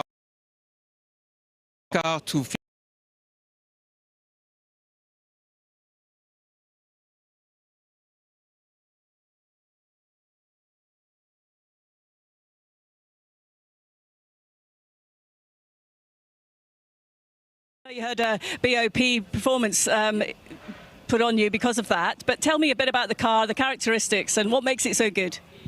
I think that the car is very well balanced, and it's still a prototype, so we don't have any ABS, for example, compared to the GT cars. So we still have to to drive the car with the braking, to have a degressive brake, and so it's you have to to adjust your driving with this kind of prototype, but which I think make this kind of car very fun to drive. How much testing did you do before you arrived here? Well, personally, I didn't do any testing, but with the rear wing, we don't have the same rear wing that we are using in other races with this car. Well, it's a fantastic debut, class pole for the 12 hours of Paul Ricard. Yeah, no, we're very pleased with it. Yeah, so now let's see tomorrow with the race. Thank you. Thank you. Hopefully, Diana there with the interview with Sebastian Page. Has asked Sebastian what his second name pronunciation is, and now we are sticking with Page. Page, it's easy for us to say. That's more English pronunciation, isn't it? So we're happy with that, and a great addition now. Then I would like whoever owns any kind of Nova out there, not the Vauxhall Nova, not the Opel Nova. Yeah, of course not. I'm talking about the prototype. All of the I'm Novas. talking about the Nova prototype, please. The CN class car that we can fit very nicely into our GX category. We'd like a grid of about 10 of them, please. That'll be phenomenal. I'm interested to see how the car fares. It's up against the 3 stalwart entries in the 24H series of the 3 Vortex cars. It's going to be undoubtedly, Ben, a race of attrition in this weather with a track temperature at the height of the sunshine. I believe tomorrow's going to be even hotter. So we saw, what was quoted there? I can't wait to speak to a tyre engineer tomorrow and find out what the track temperature 57. is. But we're getting towards 60-degree track temperature. The air is hot, the air is thick. it's going to be down to the drivers that we're about to see in the 3 segments of qualifying. This is where we're going to see the car on the overall pole position for the 2025 12 hours of the circuit, Paul Ricard. This is where it's going to be. And you know what? We've seen how tricky this track is. We've heard drivers tell us how slick the track is, and that's purely down to the heat. The sort of track conditions we're seeing now are the sort of track conditions we're going to be racing on. So it's all right. Today, this afternoon, it's all about maximising the 3 runs on that one set of tyres. Tomorrow, it's going to be all about prolonging the life of those tyres to see if we can just edge out a little bit of, perhaps a little bit of double. I'm not even going to think about triple stinting the tyres the way that the temperatures are out there. I mean, also just the drivers as well. Something like a Vortex probably is not going to have air conditioning either. So I never think of the drivers. Can you believe that? Yeah, it's like, yeah, the drivers are just yeah, exactly. Just get a drive. What do you mean? What do you mean you're tired? Get back in there. I need you to do several laps at absolutely optimum speed for the next 5 hours. I like that Tracy Crone was sort of saying, yeah, we're used to this being from Houston, Texas. I challenge him not to look a little bit ruffled under the feathers when he gets out the car after a stint. We're definitely going to see stints of over 50 minutes because of this new tyre regulation whereby you're not allowed to change a tyre under 50 minutes. So stint lengths will be that. And if you do end up going under, then you need to keep those tyres on, and that will be even more of a disaster. So getting yourselves to the 50 minutes is going to be very important. Let's switch our attention, switch our brains to GT3. 16 cars in the GT3 category, and there is our championship leader, Scuderia Praha. So great to have them back with us. Took a bit of time to get used to it not being red, but it's a cool livery, and it's great to have Joseph Crowell and his boys back. And Joseph leading the Drivers' Championship as well. This team leading the championship going into the final 2 rounds. They've only had 1 podium. That was at Spa. They scored 14 points at Mugello and 24 points at Mazzano. The first 3 rounds, the first round Mugello was won by the Manamari Energy by EB Motors, Porsche. The second round was won by Zico Sport Tempesta. And then the previous round at Mazzano to this one, the Haas RT Audi came through, didn't it? Who's going to be at the front? Who's going to be on the top step of the podium overall for the 12 hours of Paul Ricard? Tomorrow night, we start the race at 10 a.m. tomorrow morning. We go all the way through the full 12 hours till 10 p.m. What are you smiling at? What are you all excited about? I love 12-hour races when they're split in half. Oh, yeah, well, yes. I mean, why haven't we split this one in half? We're in the south of France, for heaven's sake. No, Ben, this one, we're running straight the way through. 10 a.m. till 10 p.m. We're in rosé weather land. We're in rosé land and rosé weather. We should be... You're talking about the wine, of course. Yes, I am. Well, also my cheeks. Tan. Yes. Yeah, I'm English, so I'm very red and rosy. You know, a nice 10 till 4 o'clock, and then head down to the beach for a couple of bottles of rosé, and then do the other half on Sunday. Come back tomorrow. Do it on Sunday morning when it's nice and cool. I'll have a word with the organisers. The challenge is, though, hashtag this is endurance. Oh, yeah. The challenge is to get your cars, your drivers. It's like a Japanese game show, isn't it? It's an endurance game show, isn't it? You're not going to get voted off on this one, though, guys. You're going to go all the way to the checkered flag, and it's getting those cars. And we're going to talk about the tyres. We talk about the tyres, whether the weather is cold, hot, whatever. If it's cold, we talk about we can't get enough heat into them. If it's too hot, we can't get them to last. Well, it's going to be the team that sets their race car up to make those tyres work across the longest length in a fuel stint and to maximise their runs tomorrow. And then the human element, Ben, and we've got, remember, the human element here at Paul Ricard. Remember the humans. Remember the humans, yes, I try to. We've got paddling pools filled with cold water out the back of each pit garage. Those paddling pools, I believe, are supplied by the series organisers. Oh, really? Yeah. And we will see tomorrow, no doubt, we will see drivers get out of their cars after a hot stint and basically, without even taking their race suits off, go and lie down in the in the paddling pools, which are replenished with buckets of ice, I've got to say. And it's just to get rid of the heat. Yeah. It gets rid of the heat. The body will overheat, the brain overheats. That's when you get into trouble. And that's what we mean by driver fitness. It's not about whether you can turn the steering or whether you can press the pedals. It's about whether you can maintain that concentration and focus in these extreme weather temperatures to the point where you can perform to your utmost and focus on getting through the traffic in class. Worth pointing out that a GT3 car, as we're now looking at the GT3 category, does have air conditioning and does have a system to keep the temperature inside the cockpit of the car within 7 degrees of the ambient. And actually that's a regulation at Le Mans. And so the systems are in place to do that, to protect drivers. But in Spa last weekend, it wasn't a regulation that catches you out. You can't be penalised like you can't be penalised here. So Le Mans, if your cockpit goes above 7 degrees of over ambient, all right, that's still 42 degrees here. That's still quite hot. Then you would get a penalty. So there is air conditioning systems in these cars, but racing GT3 cars there is, GT3 cars, not in the 992 Cup cars. No, there isn't. And probably not in the Vortex or the Nova. Yeah. I imagine the I don't know about the Nova. cars. Then maybe not. It saps power. Yes. Turn the air conditioning off. You're going to get a little bit more power, a little bit more performance. And that's the point. That yes, that's available to the drivers, but the engineers, because you guys engineers don't think about humans, will want it off to be able to get the cars to go faster. So maybe not in qualifying, but maybe in the race we'll see that air conditioning used. We have a plethora of very exciting, different looking GT3 cars. There's about 13 different GT3 homologated SRO cars available to be used in GT3 racing as of today. Some coming to the end of their homologation cycle, such as the Bentley. But we have a good difference from Audi to Lamborghini, Ferrari, Aston Martin, Mercedes, and of course Porsche. So a real plethora and mix of cars to enjoy. And the format is exactly the same between our 3 sessions. Q1, Q2 and Q3 combined to make an average qualifying.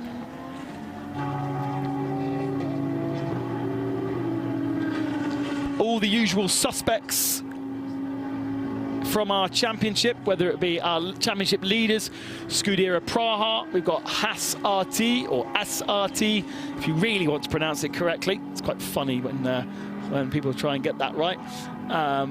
And great to have E2P Racing campaigning that Aston Martin.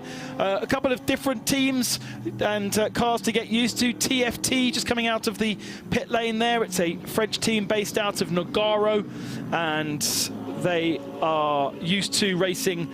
Actually, they've raced in the GT2 European Championship. They've raced in Porsche Carrera Cup France, and therefore a very French-heavy team with Patrick Charlet, Jordan Boisson, Mr. Drink, Benjamin Pack and Nico Bastien, the pro driver in the TFT Racing Mercedes. And so that's a team to watch out for.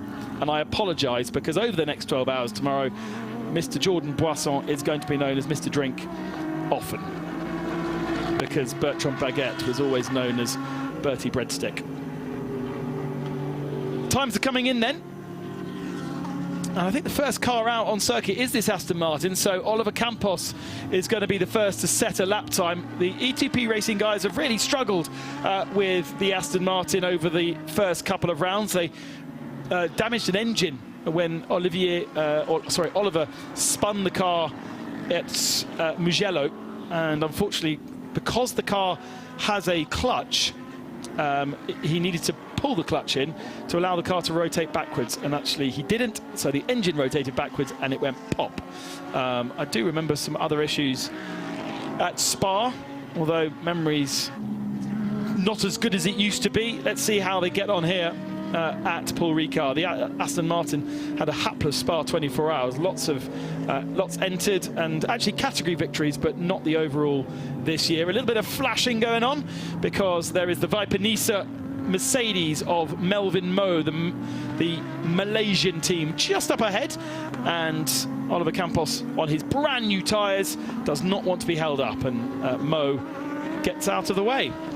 Just looking at the entry list, Ben, I think we're only lacking a representative from BMW for all of our GT3 manufacturers. Yes. We've Mercedes, we've got Audi, we've got Lamborghini, Ferrari, and we, of course, got the Aston Martin that you've just been talking about there, E2P Racing, new to that car for 2025. They were more familiar with the Porsche, weren't they? And had some success with the Porsche. I'm sure they're getting to grips with the car. Just about to see the second of the laps being posted, and this one will be more representative as the cars that are, some cars still on their out lap, but majority of the field now on their second run, and this will be a more representative time of what we're likely to see being produced for this grid formation. We did have 17 on the original entry list, but we do have 16 out on circuit. Can't remember, or haven't worked out yet which of car is missing from that original entry list. But we welcome also the Lamborghini of Prime Speed Sport, which is effectively a pretty much all Australian entry. Or is that a New Zealand flag? I think that's a New Zealand flag. And so they also have Mika Panu, who obviously you can tell because he's finished. By the way, I'm saying. Yes, by the way, Ben has pronounced Mika Panu. You're not going to say John O'Lester in that sort of. John O'Lester. John O'Lester was one of the forefathers of the GT World Challenge Asia Championship and front runner in 2017 and 18. Haven't seen him racing for a while with Nick Foster. On our entry list is Nicholas Foster, but Nick Foster was champion, I think, in GT World Challenge Asia at the very beginning of its life. So great to have those guys with us, and that's going to be a strong team, I think. Yeah, the Prime Speed Sport Lamborghini Huracan, great car to not just watch, but to listen to as well. Very visceral engine note from that car.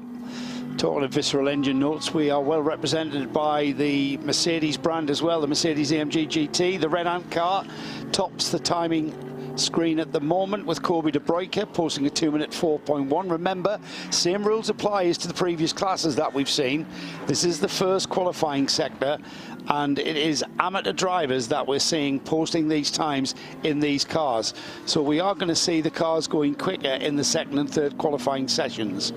Kobe de Bruyke, though, 2-minute 4.18, 2-minute 4.317 for the Aston Martin of E2P Racing. Oliver Campos in the number 90 posting that one. Can I just clarify before I get in trouble and cause an international incident that John O'Lester is from New Zealand, Mana Malmazak is from New Zealand, and Nick Foster is from Australia. The flags are too small for me to work out. They are very small, yeah. Prime Speed Sport is a New Zealand-based team. Are we allowed to call them our Antipodean friends? I have no idea. Yeah. Probably that's what will come in my head, and that was therefore what would be wrong. Yeah.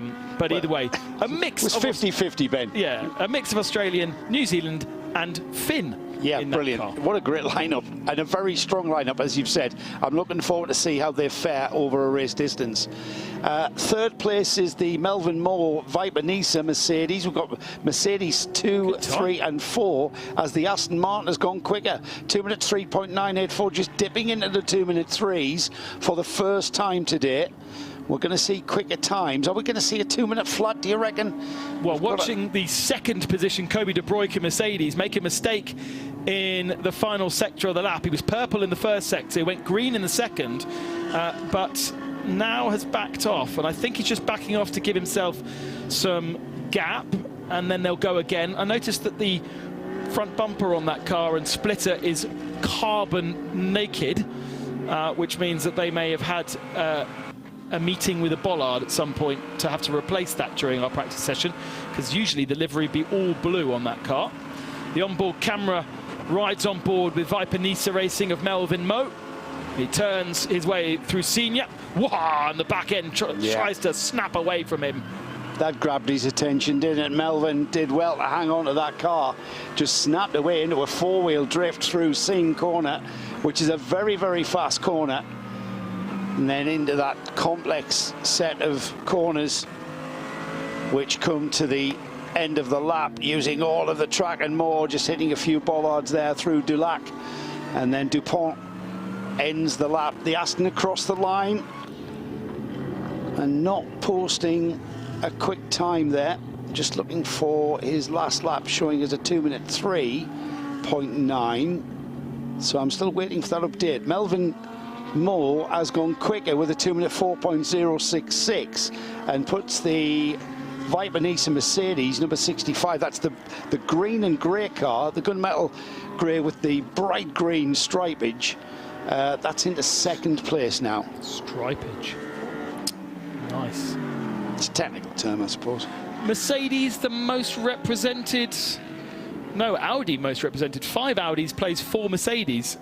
So even if Audi are moving away from GT3 to throw all of their eggs in the Formula 1 basket, every single egg, whether it be quail or whether it be ostrich, is in the F1 basket. And if it fails, then there's nothing to fall back on any longer, which for somebody who is less interested in Formula 1 and more interested in everything else, disappointment from Audi. But hopefully they'll come back to us one day. But there's no, obviously, therefore, no update or no Evo for the R8. It'll stick around, I think, until 2030 with a very limited customer support. But a bit like the Bentley, you know, you can run it, but you're not going to get a part if you have an issue, and there's certainly not going to be a Bentley specialist on hand at the circuit. And so we're really coming to the end of seeing those Audis, which have been a mainstay of GT3 racing since 2015 was the latest homologation of the R8. That's 10 years ago. Has it not had an Evo homologate? Has it not had an Evo? It has had an Evo package more recently, yeah. But the homologation is for the original car. Yeah, 10 years ago. That's how old they are. You know, we were talking about geeky facts. That's one of them. Yeah, it's a great fact. We're inside of 5 minutes and final third of this first qualifying sector as the Hofer car goes through. Alexander Prince is the driver in the number 11 Hofer car. That's the pink stripes on the gunmetal grey car. Currently 5th overall with a 2 minutes 4.415 last time across the line. Polius Pacifixius in the RD Signs Lamborghini is 4th, just ahead of him, 2 minutes 4.276. Then we've got the Red Ant Mercedes with Kobe de Bruyker in 3rd, Melvin Moore with that Viper Nissan Mercedes in 2nd, and Oliver Campbell still hanging on to that provisional pole position with a 2 minutes 3.390. He's actually gone quicker last time by Ben, and he's improved slightly more. Into the pits, Prime Speed Sport have gone. Is this going to be a pole position lap for Kobe de Bruyker? He's purple in Sector 1, green in Sector 2. He's not far off the pole position of a 3.3. Gosh, I didn't realise the Aston Martin had got down to a 3.3. So 2 minutes 3.3. He's actually got to find 0.8 of a second as Kobe de Bruyker to get anywhere near Oliver Campos's fastest lap. And yeah, he might be able to move himself forward a little bit, but it's that question between using the tyre versus getting the lap time. And Melvin Moe goes again as well. We've still got 3 minutes on the clock, so still possibilities of improvements. You are allowed to go 4 wheels off the racetrack. You're just not allowed to be 4 wheels over the curb. De Bruyker does improve, a 3.05, so just 0.2 of a second off Oliver Campos. Good improvement, but stays in second. But yeah, gets him onto the front row, actually. He leapfrogs the Viper Nissan car of Melvin Moore. I'm surprised, Ben, at these AM drivers really taking the life out of these tyres. You know, post a good time, you're always going to go quicker the longer you stay out there. That's what's expected from an AM level driver. They tend to go quicker the more laps they do. They go quicker and quicker and quicker. Whereas your pro drivers, they'll optimize the lap, they'll put the lap time in, and then the car won't go any faster. So you know where you are with the pro drivers, which are coming next, I've got to say, in Q2 and Q3. What about Melvin Moe? I think he got tripped up a little bit through Bosse, comes towards the line, and yes, it's not a better last sector of the lap and may have to concede that he's not going to get any more lap time, or he will, but he'll give worse tyres off to his teammates. At the moment, Campos now in pit lane, Pascavicius also in pit lane, Tim Muller in the number 71 Jutta Racing Audi from 7th is in the pits, Prime Speed Lamborghini also in the pits, and Miroslav Weibo in the 56 Ferrari Scuderia Prahal Championship leading car, down in 14th position there, a 207.8. The average, therefore, is going to be quite a challenge because that's 5 seconds off, 4 seconds off the pole time. The Prime Speed Sport Lamborghini there in the pits, Mika Panu, has brought the car in, currently 10th and 3rd in Pro-Am, 10th overall, 3rd in Pro-Am. We saw the mechanics there. The car's up on the jack, so the tyres are off the ground. That's so that the tyre won't, it's so soft, it's so hot, the tyre could flat spot just off sitting still, and they were spinning the wheels very slightly, just keeping the rotation going. That's so that there's no heat build-up on from the brake disc, so that there's no expansion issues there. They're keeping that rotating through there and just spreading the heat around. South African sort of base team, Dragon Racing, racing for Africa, over the line, 204.091, and that should slot them up into 7th position, shouldn't it? They're based in the UAE, though, aren't they, Dragon? Right, okay. Yeah. They certainly have a driver lineup that's representing the continent of Africa, isn't it? With South African and Axel Jeffries is Zimbabwe. Yeah. Khalidal Marzouk is from the UAE, and then Ramaz Azam spoiling the African connection with a Canadian flag against his name, but he's still welcome in that car, no doubt, from Dragon. Khalid there in the car, up to 4th position actually. I read the timing screens wrong. So really, really good lap in the Ferrari. Haas RT towards the line now with Peter Hulink, I think is how we've established to say it. Hullinks. Even though it's the G. We've verified it with YouTube. 10th position for Haas RT. If we're going to call it Hulink, we better call him Haas rather than Haas. Oh, really? Is that how you would pronounce it in Belgian? If you're French, yeah. If you're speaking French, no. Well, French-Belgian, isn't it? Pronounce only about half the letters. Haas. Yeah. Okay. So, great effort from the Dragon Ferrari. Is he going again? Melvin Moe is going again. Melvin Moe pushing on another lap. We pick the Mercedes up. He's got himself down to a 3.745, so 2 minutes 3.745, which is still 4 tenths off Oliver Campos, but he's had a green first sector and should break the beam for that second sector any moment, and it's a 37.868, which is okay but not amazing.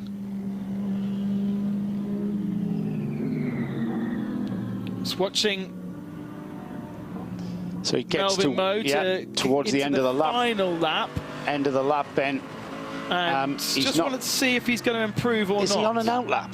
No, just the sectors haven't been working on for some reason. Unless they've already deleted his lap time and decided not to compare him with anybody else. Comes now through the corner called Gare Labon and now into Virage du Lac, with a little lake on the outside where they do jetting cars, and comes into the pit, so he's abandoned it. So we can now go down to Diana, who that's the last car into pit lane, and we have the pole position provisional after qualifying 1 with Diana Binks.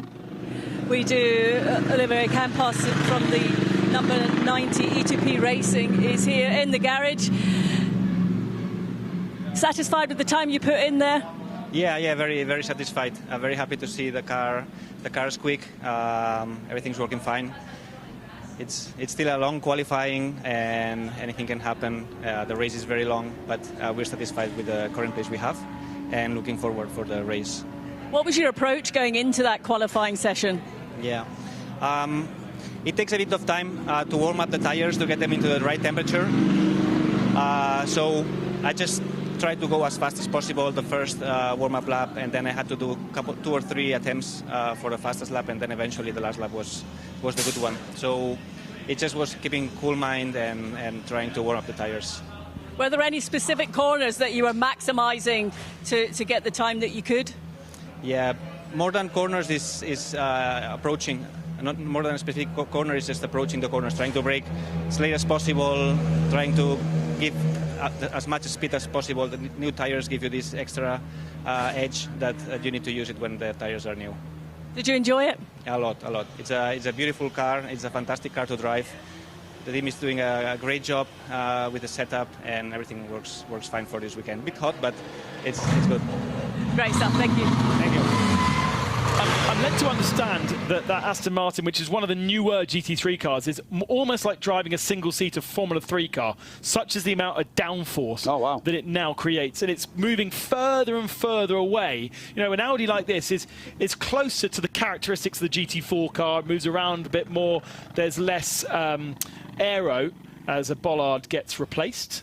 That's gone a long way. If you're going to make the F3 comparison, then the F3 car was always felt underpowered for the amount of downforce and grip that it had. Right. So if that Aston is feeling like it's, you know, hasn't got the power to break traction or to push beyond that, and it's going to call for, and we saw that from Oliver Campos, didn't we? We saw very smooth lines around here. They're not throwing the car around. They are compromising certain parts of this Paul Ricard track to maximise entries and exit speeds onto things like onto the Mistral, onto the start-finish straight. You see an odd line through the penultimate corner, which is Dulac, and then you think, why are they all the way out there? It's because they're lining up the final corner. They're compromising Dulac to maximise DuPont, which is the final corner, which brings you out onto the start-finish straight. So we are seeing the technicalities of the Paul Ricard track really are brought home by the way these cars are being driven here. And it's very difficult to get a good perception on just how tight that final turn is. There is the pont, the bridge, in the front of shot, which goes under the virage, which is the corner, du pont, the bridge. Virage du pont, it's corner over the bridge, and we just saw the bridge, and we saw the corner, so... We had a bridge corner at Silverstone once, didn't we? Of course, yes. That's now the kart track. Virage to bridge. Now the kart track. And now kart track, yeah. I hope they're going to call that part of the kart track bridge. Yeah. I'll be very angry. I'll sternly worded letter already been formed in my head. Anyway, moving on. We've got the second of our qualifying segments coming up now. And this is where we see any of our drivers being put in. The first part of qualifying, we're only allowed, regulation-wise, only allowed to use AM drivers. This is where we see these cars being optimised. And no disrespect to the AM drivers that we've just seen lapping. This is where we're going to see what these cars can really do. And that bodes very well if you're in that E2P Racing Aston Martin, because with your teammates Pablo Boguera and Antonio Saniero, who we know how quick Antonio is, it's going to be very, very tight at the front there. Going to have to get yourself used to a new livery for Jutta Racing. The black and silver livery, I was frowning and going, what is that? I've never seen that black and before. Gold. Did I say, what did I say? Silver. Yeah, it's black and gold. Yeah. Tired, Joe. You are very tired. Haven't started yet. Yes, I know, man. Tom Jackson's aboard this car, Amir Naran and Francois Beziak, who is that an Australian or is that Australian or New Zealand? From down under somewhere. And it's a new entry, so it's under a new number. It's a New Zealand flag. Another New Zealander. Are we going to New Zealand? Is Creventic lining up a New Zealand race? Taupo. No, sorry, not starting. Taupo. Hampton Down, there's about 4 or 5. It's a bit like the UK. There's lots of world-class racetracks in a tiny space. Yes. Much like there is in France, actually. If you just really dig into French racetracks, yes, French GT go to 3 or 4 of them, and the better-known ones such as Nogaro and Paul Ricard and Manicourt. But then there's a whole level of other racetracks that exist, and some of them are spectacular. Lebanon. For one, yes. What a spectacular track that is. Yeah, Charade also is... formerly Clermont-Ferrand, of course. Formerly Clermont-Ferrand. Arnoux de Rhin was once upon a time a World Touring Car racetrack, part owned by Yvan Muller. Qua's a little bit like riding your bicycle around your bathroom. Well, there isn't is it? a bit, yeah. As is the Po racetrack, not the street circuit, but there is actually a racetrack in the hills. Yeah. lose yourself in Googling French racetracks. And of course, you've got all the street ones as well, like Angel something. You speak fluent. And Le Mans. You I forgot about Le Mans. Le Mans and the Bugatti circuit at Le Mans. You speak fluent French, so if you can't pronounce it, I've got no chance. I've forgotten where it ends. Ramez Azam is now in the Dragon, but that's not the Dragon. That's the classic Utah 71, and that's got Arnus Gesiauskas.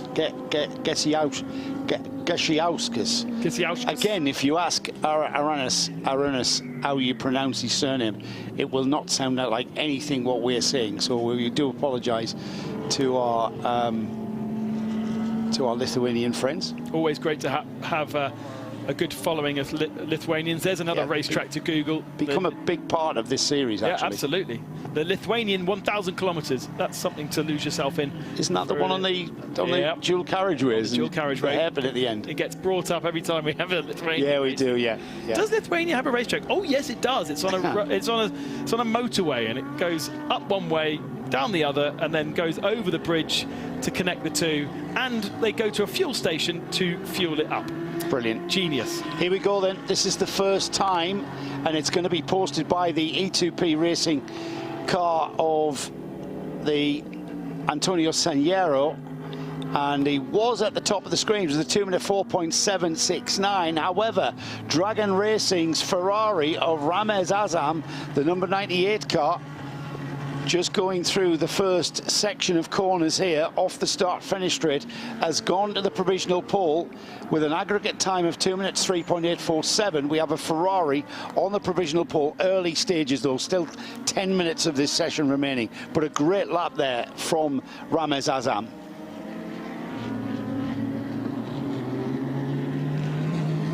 Purple sectors all over the place though, because we are early on in this second qualifying session, which combines with the first to give us an average. Remember, on your timing screen on the left-hand side, you're going to see the order of the average lap time, but you're going to see the fastest lap time from this session on the right-hand side of their names, just to slightly confuse matters.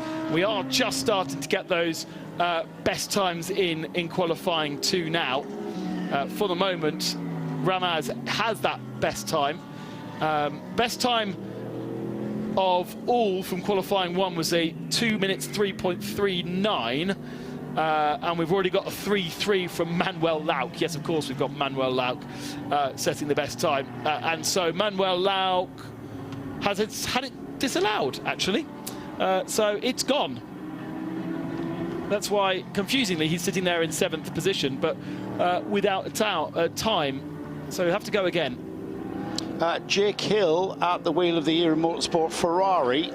Probably a good idea to announce our 4th member of our commentary team this weekend is Jake's dad, Simon. Simon Hill making his 24H series debut with us. He'll be with us tomorrow for the 12-hour race in the booth with Ben and sometimes with me.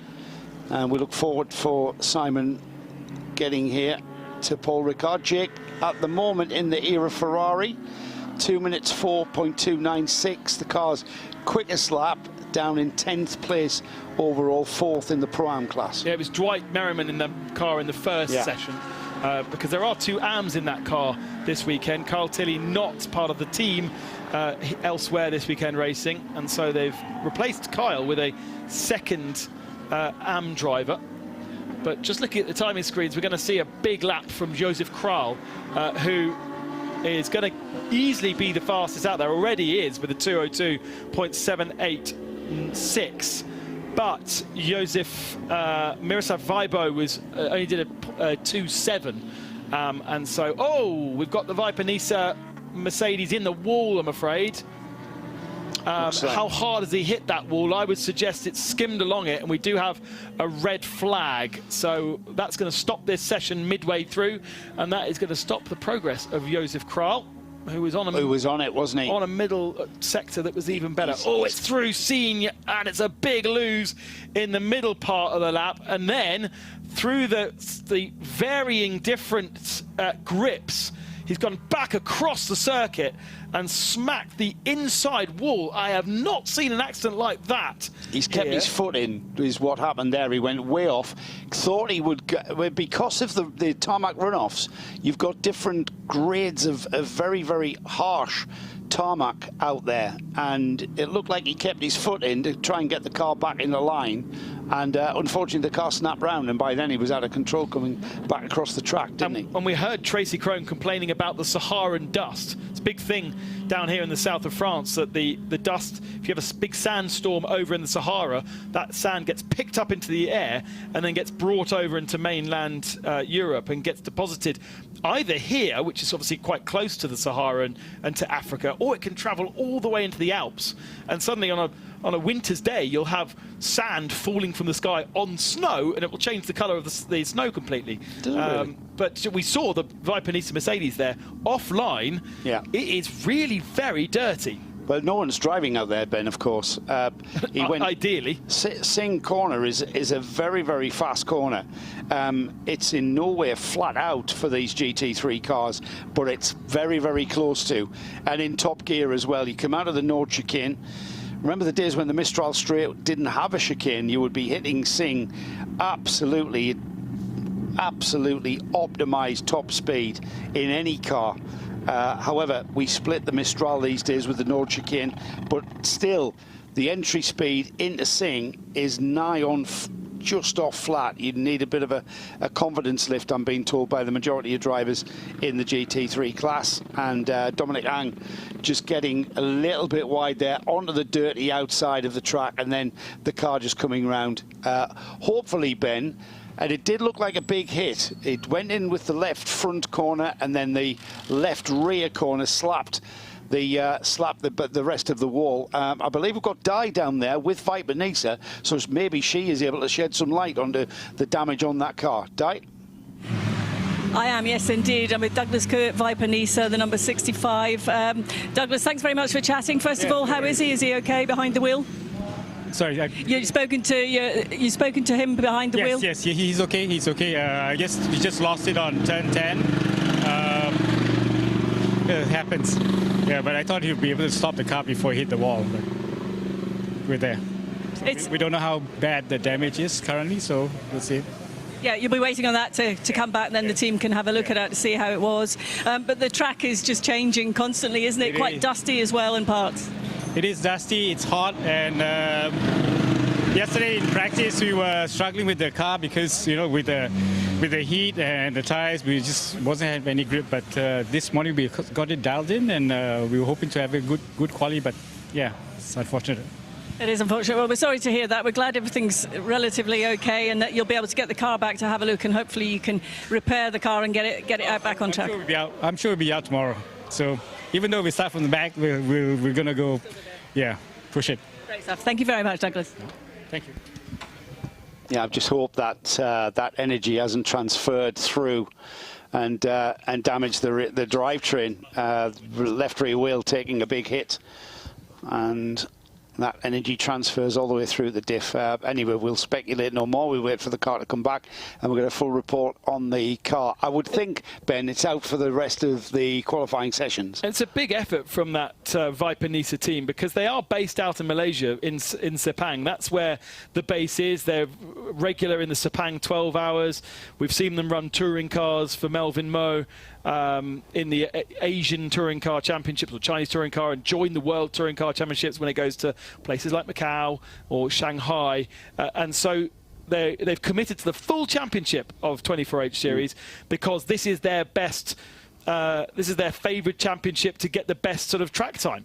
And that car has not moved, I'm afraid, so still a bit of time before we go back to green flag. And it also suggests that maybe it won't roll under its own steam, I'm afraid. And yeah, I tried to tow it there, but it just wasn't budging, which is never a good thing to see. So we'll be getting that car recovered, gives us an opportunity to remind everybody when our coverage starts tomorrow, Ben. 9:30. So 9:30 for our grid walk, which Dinah Binks will be taking us through the grid and having a chat to some of the starting drivers and indeed even some of the mechanics. I know Di's got a thing for speaking to mechanics, and she had a great chat with... Lots of things for speaking to mechanics. That sounded wrong, didn't it? Yeah, it did. Yeah, forgive me, Di. You know what I mean. She'll chat to anybody down there. Again, that sounded wrong. Didn't sound any better. But yeah, grid walk at 9:30, and then the race gets underway. Green flag flies at 10 a.m. and then we've got full and uninterrupted coverage of Ben's great love of 12-hour endurance sports car racing. It's only, and I do love endurance racing. I can't not in love endurance racing. Can't even say it now. Having done 3 24-hour races in 3 weeks, so I do love endurance racing. You've had your fill, have you? I just a chilled weekend rather than a full 12 hours throughout the whole day would be preferable, especially with the heat. I blame the heat. Oh, Diana. Tell us, interrupt us, please. Shall I save you from yourself? Well, you have a go at Bradley, because he was having a go at you. Yeah, sorry, Di. I do know you like to chat to people. Well, I'm with Ari Cruz, who's the race director for Creventic, who's down here in the pit lane whilst this red flag situation is underway. A lot of cars, Ari, on the pit apron here. But what's the procedure that you have to take when we have a red flag like this during a qualifying session? In general, we try to have the red flag situation as short as possible, so speed up recovery if possible, and then decide if we restart yes or no, the qualifying session, and make sure that every car is on the park for May conditions, more or less. Not really, but they are not allowed to change tires. For the rest, it's okay, and then we have to look about that, and that's more or less our rest point. So when the red flag situation comes, obviously the clock has stopped, so the clock will restart when you deem it ready for everyone to go back out on track. Yes, that's correct, and we will pre-announce that for the teams so that they can prepare already at the end of the pit lane and waiting to the green light. To get going again. Yeah. What's the sort of general area that happens down here when you've got this red flag? Everyone's waiting. The heat like this is makes it quite tricky, doesn't it? What's different when it's like the conditions are this hot? Well, normally we have no special measurements, but everybody is probably going out the car, I assume, when they know it's a longer red, code red. So informing the teams is the best way we can deal with the heat. That's it. And get them back out as soon as possible. Ari, thank you so much just for giving us that quick update here as we're in the pit lane, waiting for the call to be made so that the teams can get back out on track. Some of the drivers have actually got out of the car, and they're obviously trying to stay as cool as possible while they sit here on the pit apron, waiting to get back out there to put those times in as much as they can. And also we're here outside Viper Nisa, the number 65, waiting for that car to be brought back so we can have a look and see actually how much damage is in that car. Careful with the sun there, Diana. Yeah, there's no sign of any. I'm moving out. No sign of any of Binksy's bobble hats at Paul Ricard in the Côte d'Azur. It's a beautiful region. We've been racing here at Paul Ricard since 1970. It was the home of the French Grand Prix for many, many years, and many historic happenings have occurred here. Some good, some bad, but it's great. We've been coming here for 10 years now with the 24H series. And with the format that we're in the middle of qualifying 2, red flag with 7 minutes and 42 seconds remaining. Just give everybody a reminder what the regulations are and what format we are qualifying for, forming the grid tomorrow, I should say. So you've got 3 sessions of 15 minutes each. Each session must be entered with a different driver. The driver change during the session is not allowed. You've got to wait for the checkered flag before you then venture into the next session, which you then plug in your new driver.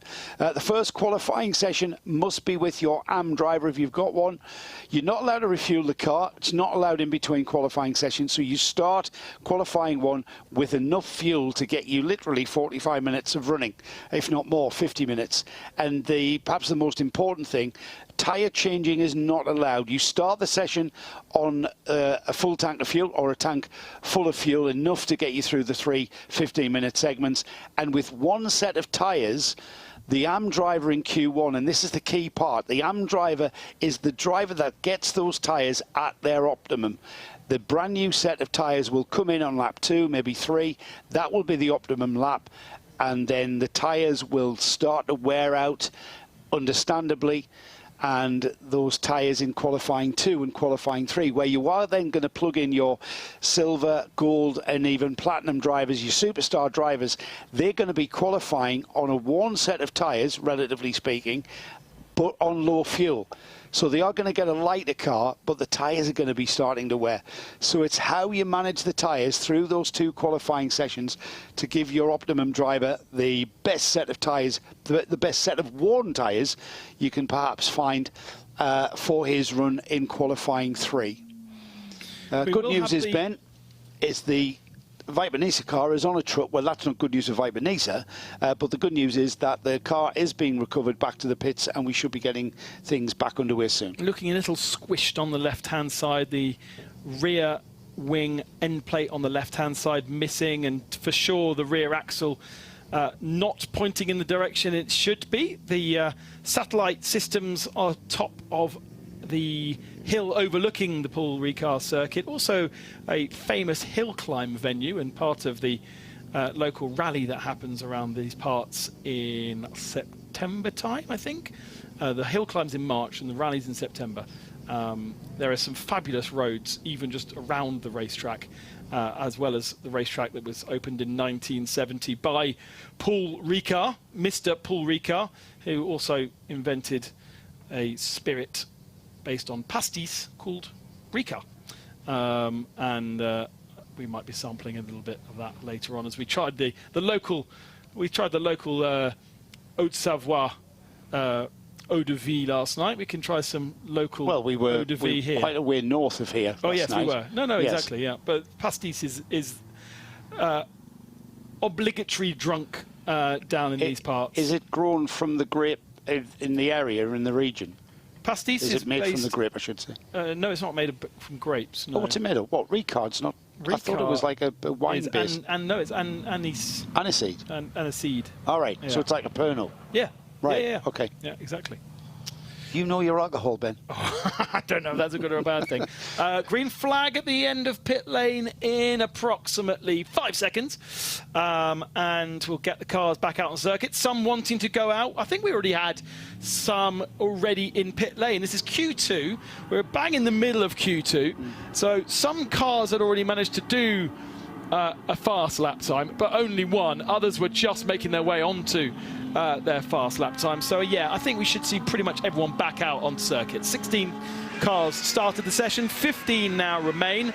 Manuel Lauk still not with a time to his name because he had his first time deleted, and so waiting for the Proton Uber competition, which is definitely one of my tipped pre-race favourites to get a lap time on the board. Orange and blue are the colours on that car. And Manuel not spending any time whatsoever, getting on with it straight away. He hasn't posted in a time in qualifying 2, so this will be his outlap. He'll be preparing for maximising his second run and indeed his third and fourth to see if he can start shaving some time from that lap time from Q1. He needs to add to that so we can aggregate it and get him up the order.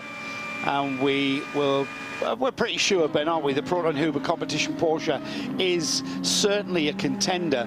A team missing from this race this year who have been very dominant here. They were very dominant in 2016, 2017, and were winners here last time out in the 12 hours in 2021 was the Herbert team, who were stalwarts in this series. They are not here this weekend, unfortunately. And I wonder whether that's a victim of the proximity of all these races on top of each other. We've talked so much about the 3 24-hour races over the last 3 weeks being on top of each other, but for someone like Herbert, they would have been at the Nürburgring 24 hours, then a week later at the Spa 24 hours, and also depending just on how the car has coped with those two big challenges, you know, then to bring the car from Spa down to Paul Ricard for this weekend would have been a big ask. Worn out cars. How many cars have you got? Yeah, you know, and worn out drivers. You know, I know Ralph worn out Bowen budgets did as well. Both. I think Ralph Byrne. I think Ralph did both, yeah. Manuel Lau across the line then to start what will be his first flyer of the session. We're going to see a representative time there. He's got a little bit of traffic up ahead of him in the form of the Lamborghini. Now, needs to keep the wheels inside the white lines. He needs to keep all four wheels. He needs to keep two wheels inside the white line. On the outside, on the back of curbs, it's okay as long as two wheels are on the curb. And so that's quite a way off, Ben. Yeah, it's quite a way off. Yeah, it's quite a way off. Maybe a bit greedy with the chicane at Hotel and Aéroport. Did you know that turn 3 and turn 4 were called that? No, I didn't. Now he comes through turn 6, which is Vriage de la Saint-Baume, which is the local village down that far end of the circuit. Track limits being monitored at the outside turn 7 there, but everyone's sort of more of an acceleration zone. That's the iconic Paul Ricard shot, though, isn't it? Tails away, onto the Mistral, across the curbs there, with the heat haze coming off the track. That is your iconic photograph there, Chris Lazenby, if you're watching. That's what we want to see from you. Chris Lazenby here, taking photographs as ever. Bouncing over the curbs at the Nord chicane. If you are a geek of the 126 different layouts you can have here at Paul Ricard, we are using the Circuit 1CV2. It's got a sexy name. 1CV2. Now we're into the real meat of Beausset. Big right turn. And now into turn 12, which is Virage de Bendor. Again, I didn't realize it was called Bendor. Courbe du Garlaban is this long right-hander, and then to the end of the lap. Virage du Lac, which is the left, and then it's almost a hairpin. Virage du Pont, which you really need to maximize the run out of to get back onto another lap. Square it off if you want to start a lap, but on the end of the lap you don't want to do that. And the time is a 2:03.5. That is one of the best in this session and puts Proton actually only up to 13th. So he's going to have to do a big job, as does the teammate, to get that car up. Who was in the car the first session? Jörg Dreiser, I think. So that would have been the Am Spirit, it's called. But Manuel Lau and Klaus Bachler in that car should get that car higher up between the two of them. Our good friend Paul Truswell, who's the strategist at Red Camel Jordan, is sitting there in the pit garage watching a group of men and women potentially putting a new engine into the 909 Red Camel's Porsche. Has time to inform me of things. And one of the things he tells me is that, of course, the Herbeth car was on the entry list. And I'm pretty sure I did see the Herbeth car on the entry list. I was quite baffled. The car, unfortunately, was written off on Thursday here in one of the private test sessions. Dennis Bourne, Ralph Bourne's son, had a big shunt. And so they were here. They were crazy enough to do the Nürburgring Spa and then come out to Paul Ricard. But unfortunately, damage on the car has taken the car off the entry list. Okay, well, that explains things. There was us trying to give them a nice excuse, and unfortunately... I had a bit of a brain fade there because I'm thinking, I'm pretty sure I saw a Herbeth car on the entry list, but no, it mustn't be here. Well, they're not going to continue their winning way, unfortunately. They had to withdraw the car. An improvement for Dragon Racing then, a 2:03.260 for Ramaz Azim, really doing a very good job in that 98 car. They have an advantage of 0.3 of a second over the Red Ant Mercedes, and the Aston Martin now down to 3rd position. Yes, Dave? So with the Ramaz Azam Dragon car on the pole, 2:03.675 is the aggregate time, but a 2:03.260. Apparently they've got issues with the RF camera, but we're coming down. Edin Redon is in the Red Ant car in 2nd, 2:03.967. Still very little in it. Last time by, not as quick as his fastest lap in Q2. And then in 3rd place, Antonio Seniero. We've got the number 28, the Benjamin Pack TFT Racing Mercedes. That seemed, was he weaving there? Yeah, so I think we caught him just as he was sliding off circuit through Beausset. He's trying to get rid of the gravel, isn't he? And he's trying to, well, clear there's no gravel here. What am I talking just about? clean his tyres up for maybe. the start of a lap. He goes instantly into turn one, very aggressive, attacking that first turn. And TFT know this circuit very well. Benjamin has raced a lot in the French Championship, so he is hoping to get that car up from 6th position right now. The two cars ahead of him, Jeff McKeels and Dominic Ang, both not setting more lap times. I wonder whether he's just running a little bit wide there as we cut away from the TFT Mercedes. But Benjamin Pack being Easter, so that's Easter Easter Benny? Easter Benny. Yeah. Yeah. I love your translations. Check a flag. So he's basically Benjamin Easter. Yeah, he's Benjamin Easter. If he was English. Benny Easter. But he's not, he's French. And Ramaz Azim comes over the line and improved again to a 2:02.893. And that is not far off Josef Kral's best lap time. So that is really quite a performance from Razim, who is the... hang on. Azam. Ramez looking at the wrong car. Yeah. Is he the AM in that car? I haven't got it on my edge list. No, he's a semi-pro. Okay, so that's perhaps right. That's why. Expect, yeah, that's what we could expect. Only 2 cars into the 2-minute 2s. You mentioned the Josef Kral car. That's currently down in 5th place in the Pro-Am class and lying 12th place overall. That's the quickest time of the day, and only the 2nd car into the 2-minute 2s is the Ramez Azam Dragon Racing Ferrari. So it's Dragon Racing. Ayrton Redon is still out there. He hasn't took the checkered flag yet, so we may see an improvement. He had a bit of a he backed off, and then he's gone quick again. 2-minute 4.011. That's his quickest time so far, last time through. Hangs on to that 2nd place. It's a front row start provisionally for the Red Ant team.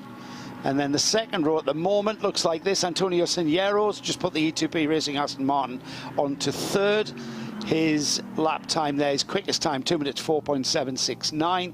And then the Haas, or the AS RT Audi, Jeff Michaels, or McKeels, Jeff McKeels, the number 21, rounding off the 2nd row. 3rd row is Elia Earhart with the Sonderlock Junior Team Audi.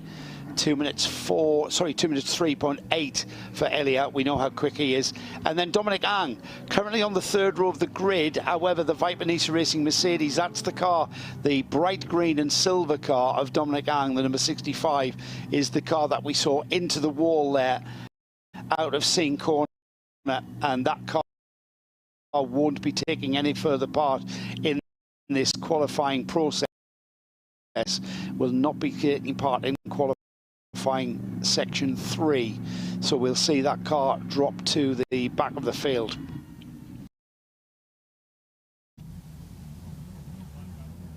One more session then for qualifying for our GT3 cars. It's been a little bit prolonged thanks to that Mercedes in the wall. And one last opportunity for the likes of Proton Uber Competition down in 13th, or Scuderia Praha in 12th position. Even Era in 14th, Jake Hill getting a time in. 0.8 of a second slower than Manuel Lauk and over a second slower than Josef Kral. That will be his bar to look at. I think Jake will be looking at Josef and seeing that gap and finding there's something missing. But really, Ramaz Azam, who is there with our RF camera, is the bit of the star of the show. Because with Dragon has absolutely smashed it. Jolie Lelaka just shaking hands with him from South Africa. Axel Jeffries, I noticed, about to get into the car. Absolute star of karting, Axel.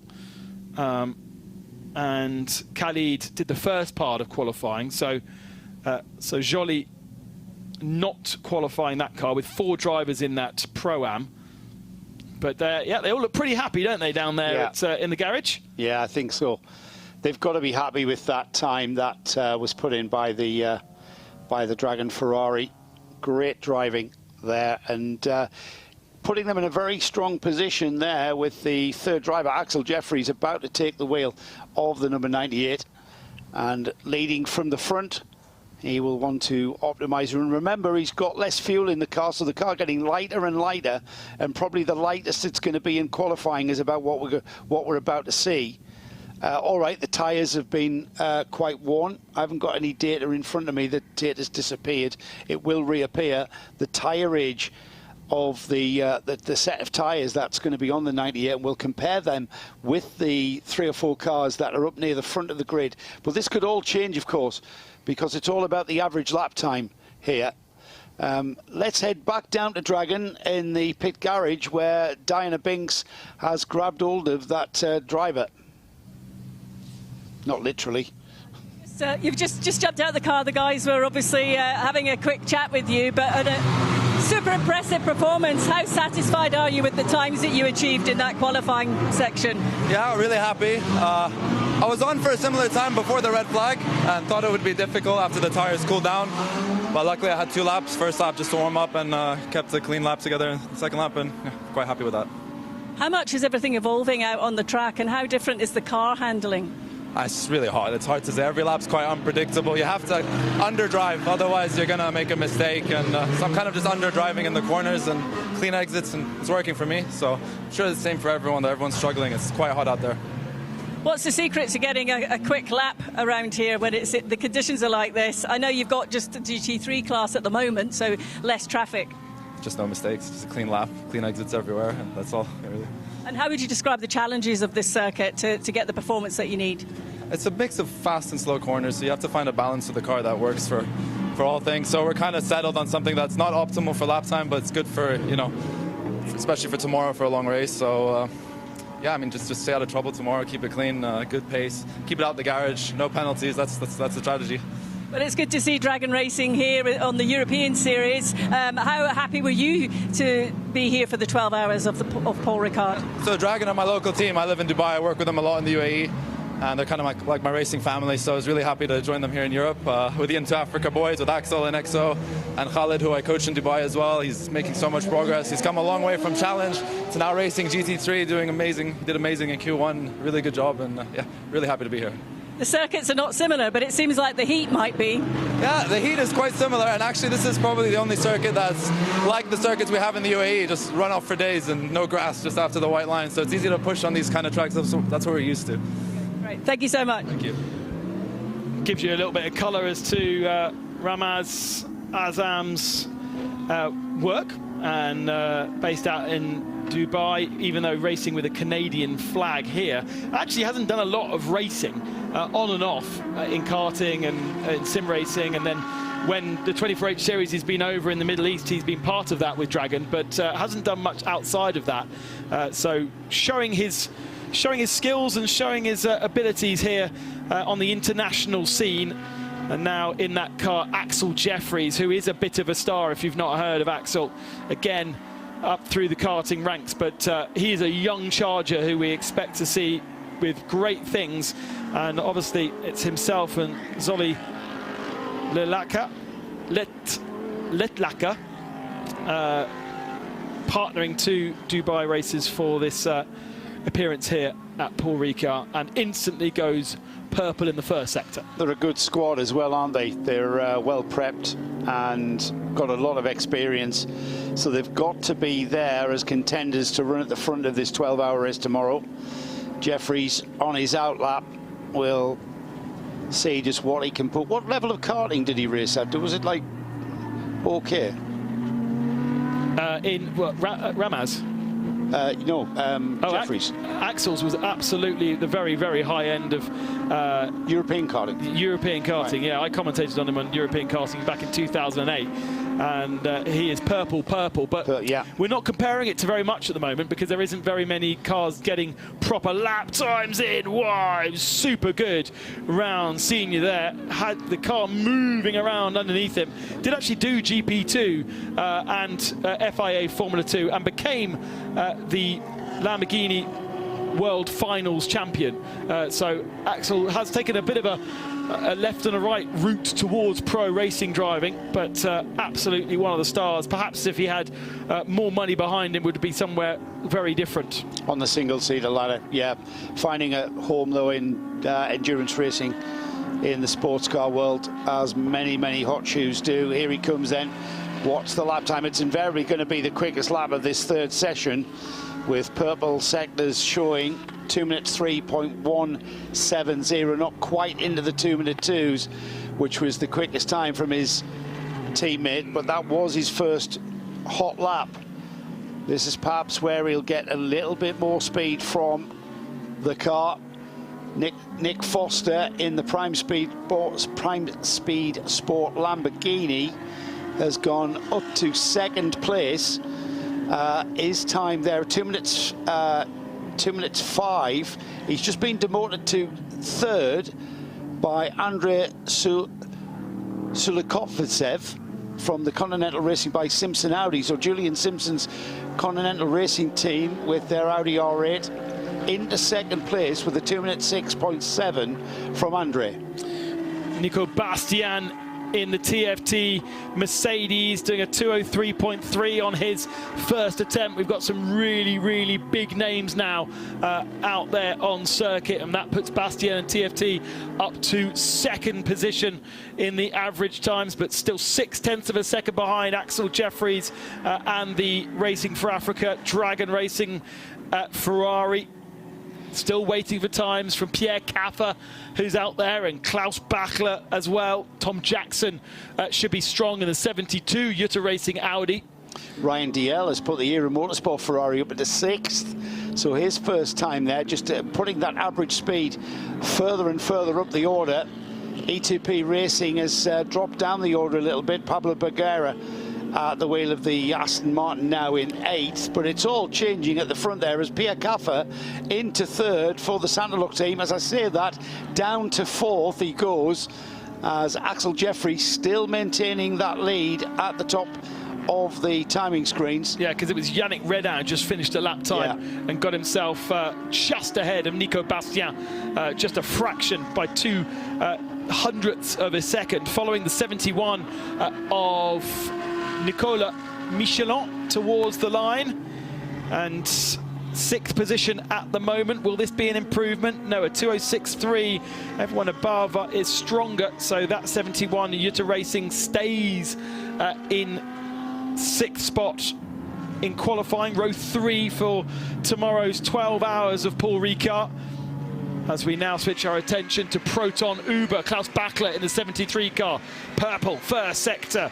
One of the fastest drivers, the fastest driver, in fact, out in qualifying 3 with a 2:02.8. But we have seen, no, we have not seen a faster lap time than Klaus Bachler managed on his last lap. And he's found purple, and 3.5 tenths. He might have a slow car ahead of him, but he's nice and controlled through Senior and now towards Bousset. It's a long right-hander where you were asking so much of the front left tyre. But the car looks planted. It's not moving around like we've seen from so many others. Is this Mercedes ahead of him going to be compliant and get out of his way so he doesn't get held up through Virage du Lac and Virage du Pont? I think the answer is no, I'm afraid. And hopefully Klaus Bachler doesn't get held up because he's on a really fast lap. Oh no, RAFA Racing. This is Chantal Prince aboard that car, right in the way on the final couple of corners. And Bachler needs to almost give her a push across the line. Is it going to be a better lap time despite the Mercedes ahead? The answer is no. He got held up at the end. 2:02.5. It was a faster lap time, but the final sector was slower. Fastest time of the day, was it? Yes, yeah, 2 minutes 2.5. Fastest time of the session so far. Pierre Caffer improved to put the average of the Santalok Junior team up to 2nd position. I think our timing screen has on the screen has died on that left-hand side. It does not replicate what we're seeing on our timing screens. Maybe the red flag hurt it. Yeah, Klaus Bachler, though, he did cost him a few tenths, didn't it, behind Chantal, who was doing her own job, of course, not in any way, shape or form deliberately getting in the way. It just is how the planets align sometimes. So the 28 Nico Bastian, TFT Racing, the 2-minute 3.964 is his average now, with a 2-minute 3.445, just a tenth off his quickest time. So Bastian just doing a bit of a cool down lap, and here he goes across the line. What's he just put in now? It is quicker. Yes, it is. 2 minutes 3.159 for Bastian. So keeping the pressure on and going onto the front row. Look at how tight that is, Ben. The average times, 2 minutes 3.333. That's the number 98 Dragon Racing Ferrari's average time. Clear. 2 minutes. So we're going to go from second down to fourth, and it's 2 minutes 3.912, 2 minutes 3.925, 2 minutes 3.945, and that's Mercedes, Audi, Mercedes from TFT, Sonderlock and Red Ant. Big loose moment from Axel Jeffries there through senior. He was, I think, all four wheels off the circuit, so this lap might be disallowed, but he's green in first and second sectors, so he's looking like he may improve. I don't know actually who's got the ultimate sector 1 and sector 2, because he's green in both rather than purple, and if he had the purple sectors, then it would be him that he's bettering. But now to the final couple of corners. Senior is in that final sector of the lap. He's plus 0.2 of a second on his fastest lap and comes towards the line. He doesn't need to improve, but he does improve again. 202.893. 202, I'm sure that's slower than what we saw previously. Anyway.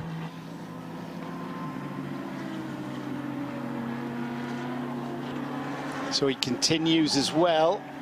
Not happy with not improving. We might see a little bit of a cool off. We might be able to tell by the time Axel Jeffries gets through the sectors. The tyre age on that Ferrari is 20 laps. So we are using them well, and with a 2 minutes 2.893, not quite as quick as some of the times we've seen. We'll expect a tyre to do around 30 to 35 laps during the race to get themselves to that hour mark in full flat-out racing conditions. Shows how strong the tyre is that we're to get that time with these qualifying times, with 20 laps of usage on them. I mean, the Nico Bastian car in second, they've done 20 laps now.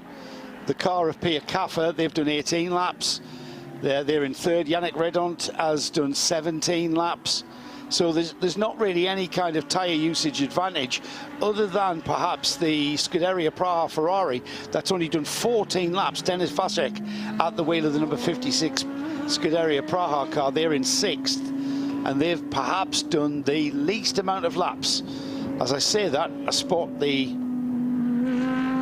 10 laps for the RD Sainz Lamborghini, Paulus Ruski's in the pits, actually. That's why. So I wonder if that car's got a problem. Down in 14th overall, the number 96 RD Sainz Lamborghini is into the pits a little prematurely, I'd say. Still a couple of green sectors coming up on the timing screens. Nick Hulinks we're watching in the Haas RT, son of Peter, and sharing that car with Jeff McKeels, who is the semi-pro, who's also son of, but dad not part of a four-man team there. And it's going to be an improvement from him. They're down in 13th position, though. My timing screen says, 12th position, that's correct. But there's quite a difference to make up for Nick to improve that lap time. And Nicola even, Michelin just ahead in 11th position, comes over the line and does not improve their lap time. Maybe improvements from Nick Foster in the Lamborghini Prime Speedport in 8th position. We've got 1 minute and 45 seconds remaining. We pick up the Audi that sits in 4th position of Pierre Caffer. That's the long-time colours of Caffer and Doppelmayr. We welcome the two of them back to the championship this weekend. Great to have Doppelmayr and Caffer, formidable duo. They're sharing that car they're running with Santalok, so they're with a different team, and they're sharing that car with 3 others: Ella Earhart, Ernst Inderbitzen, and Philippe Châtelet. Philippe Châtelet, although he's an AM, he's a very fast AM. He's probably as AM as Ella Earhart, to be fair. And I noticed that Ella has now been rated as a semi-pro. So watch out for Santalok, especially as they have managed to qualify at the moment in 4th position. There's no improvement from Pierre, but there may well be an improvement from Klaus Bachler. No, he's slow in the final sector. And what happened to the Aston Martin? Dropped all the way down with Paulo Boguera to 10th position after a really strong Q1 and Q2. Yeah, I think their average just kind of seeped away from them, and they are now on the 5th row, provisionally on the 5th row. We've got the front row of the grid that is provisionally formed. They have both come into the pits now. That's Axel Jeffries in the Dragon Racing Ferrari. 2 minutes 3.292 is their average time between the 3 drivers. Yannick Redant in the Red Ant Racing Mercedes. They're currently sharing the front row with Jeffries and the Dragon car. Meanwhile, the number 28 of Nico Bastien, the TFT Racing Mercedes, that continues to lap. And the last time through, 2 minutes 2.952, personal best for the yellow and black car.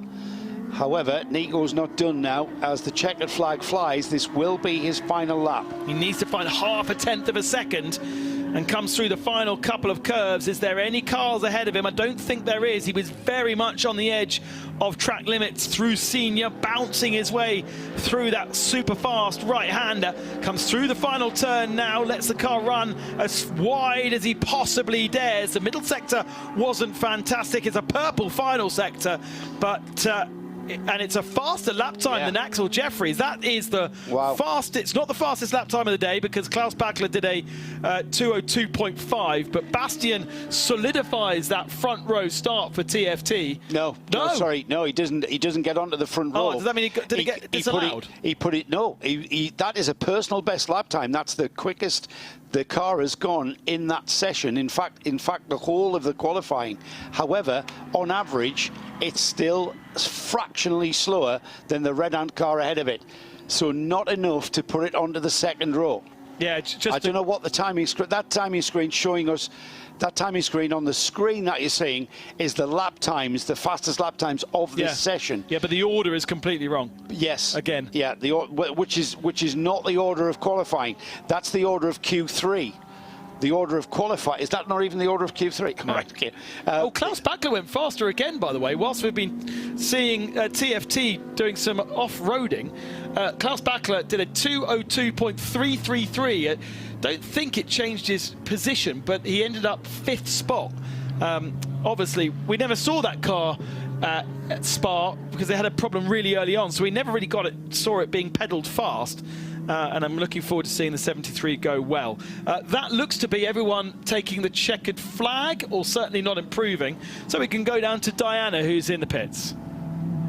I am with the provisional pole sitter. The Dragon Racing team, Axel Jeffries, has just jumped out from behind the car. Axel, were you satisfied with that performance that you put in there today? I mean, overall satisfied for the team. Everyone's done a great job. Obviously, this is the first round we're doing as Inter Africa Racing with Dragon Racing. So to come here and put it on pole, it's very nice. I think my teammates did mega. Khalid was great. It's his first time racing in Europe. Ramiz, as always, was amazing, and then they made it easy for me. So I didn't have as many laps as I wanted to because we let them run a bit longer, but it was more than good enough for pole, so I'm happy. We always ask drivers, what did you learn each lap to give you the confidence to keep pushing? What did you learn each lap? To be honest, qualifying was completely different to the other laps we've done over the weekend. I felt like the lines changed quite a lot, which I think is why you saw everyone was kind of improving, even though we're on a U set.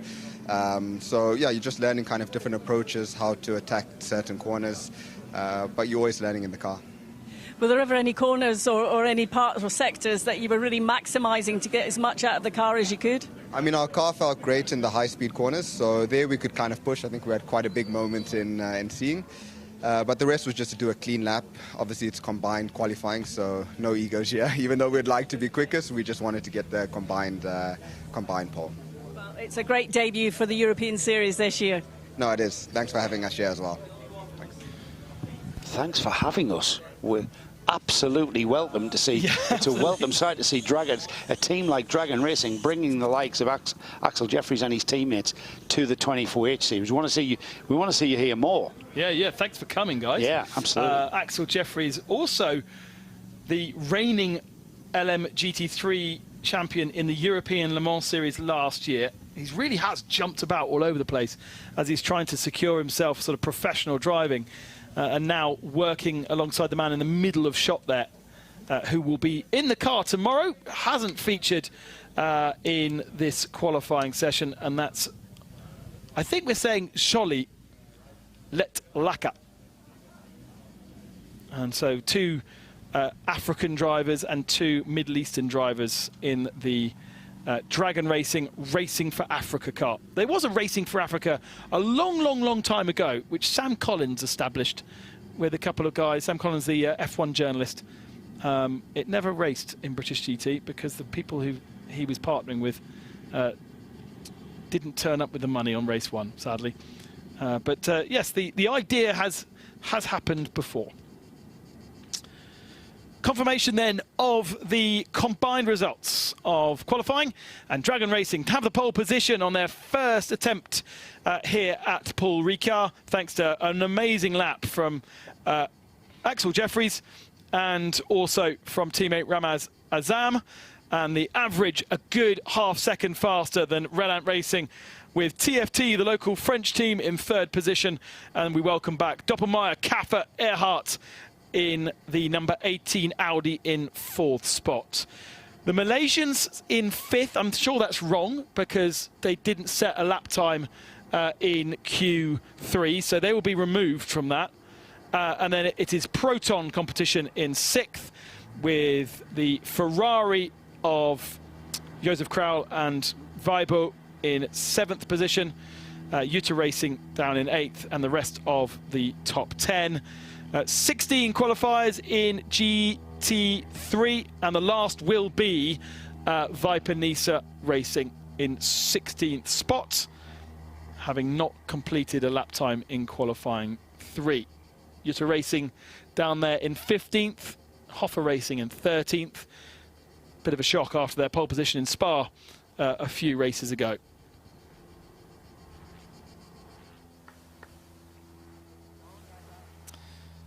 And so that is qualifying done here at Paul Ricard. It's a 12-hour straight-through race tomorrow, starting at 10 o'clock local time here at Paul Ricard, and going through into the sunset at 10 o'clock at night. It's going to be a sweltering day. And those guys are your pole position car.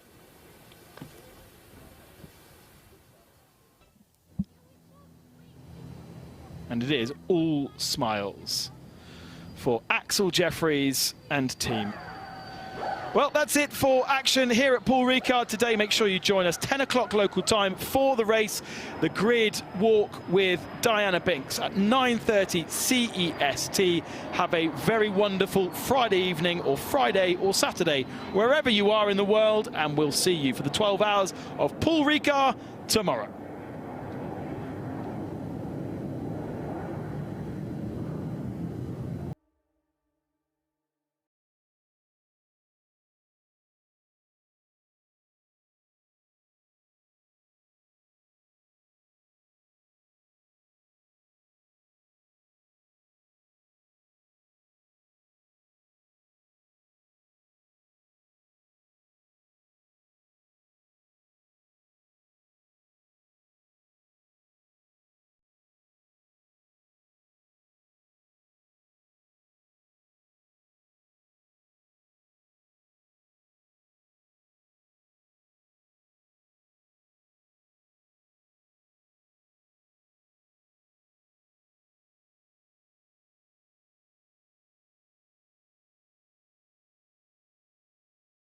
QnQ Pharmacy, quality healthcare at affordable price. Holidays nale, adu namma GT Holidays da. South India's #1 travel brand. Achi Badam Drink. ஆச்சி பாதாம் drink ஒன்னு வாங்கினா ஒன்னு free.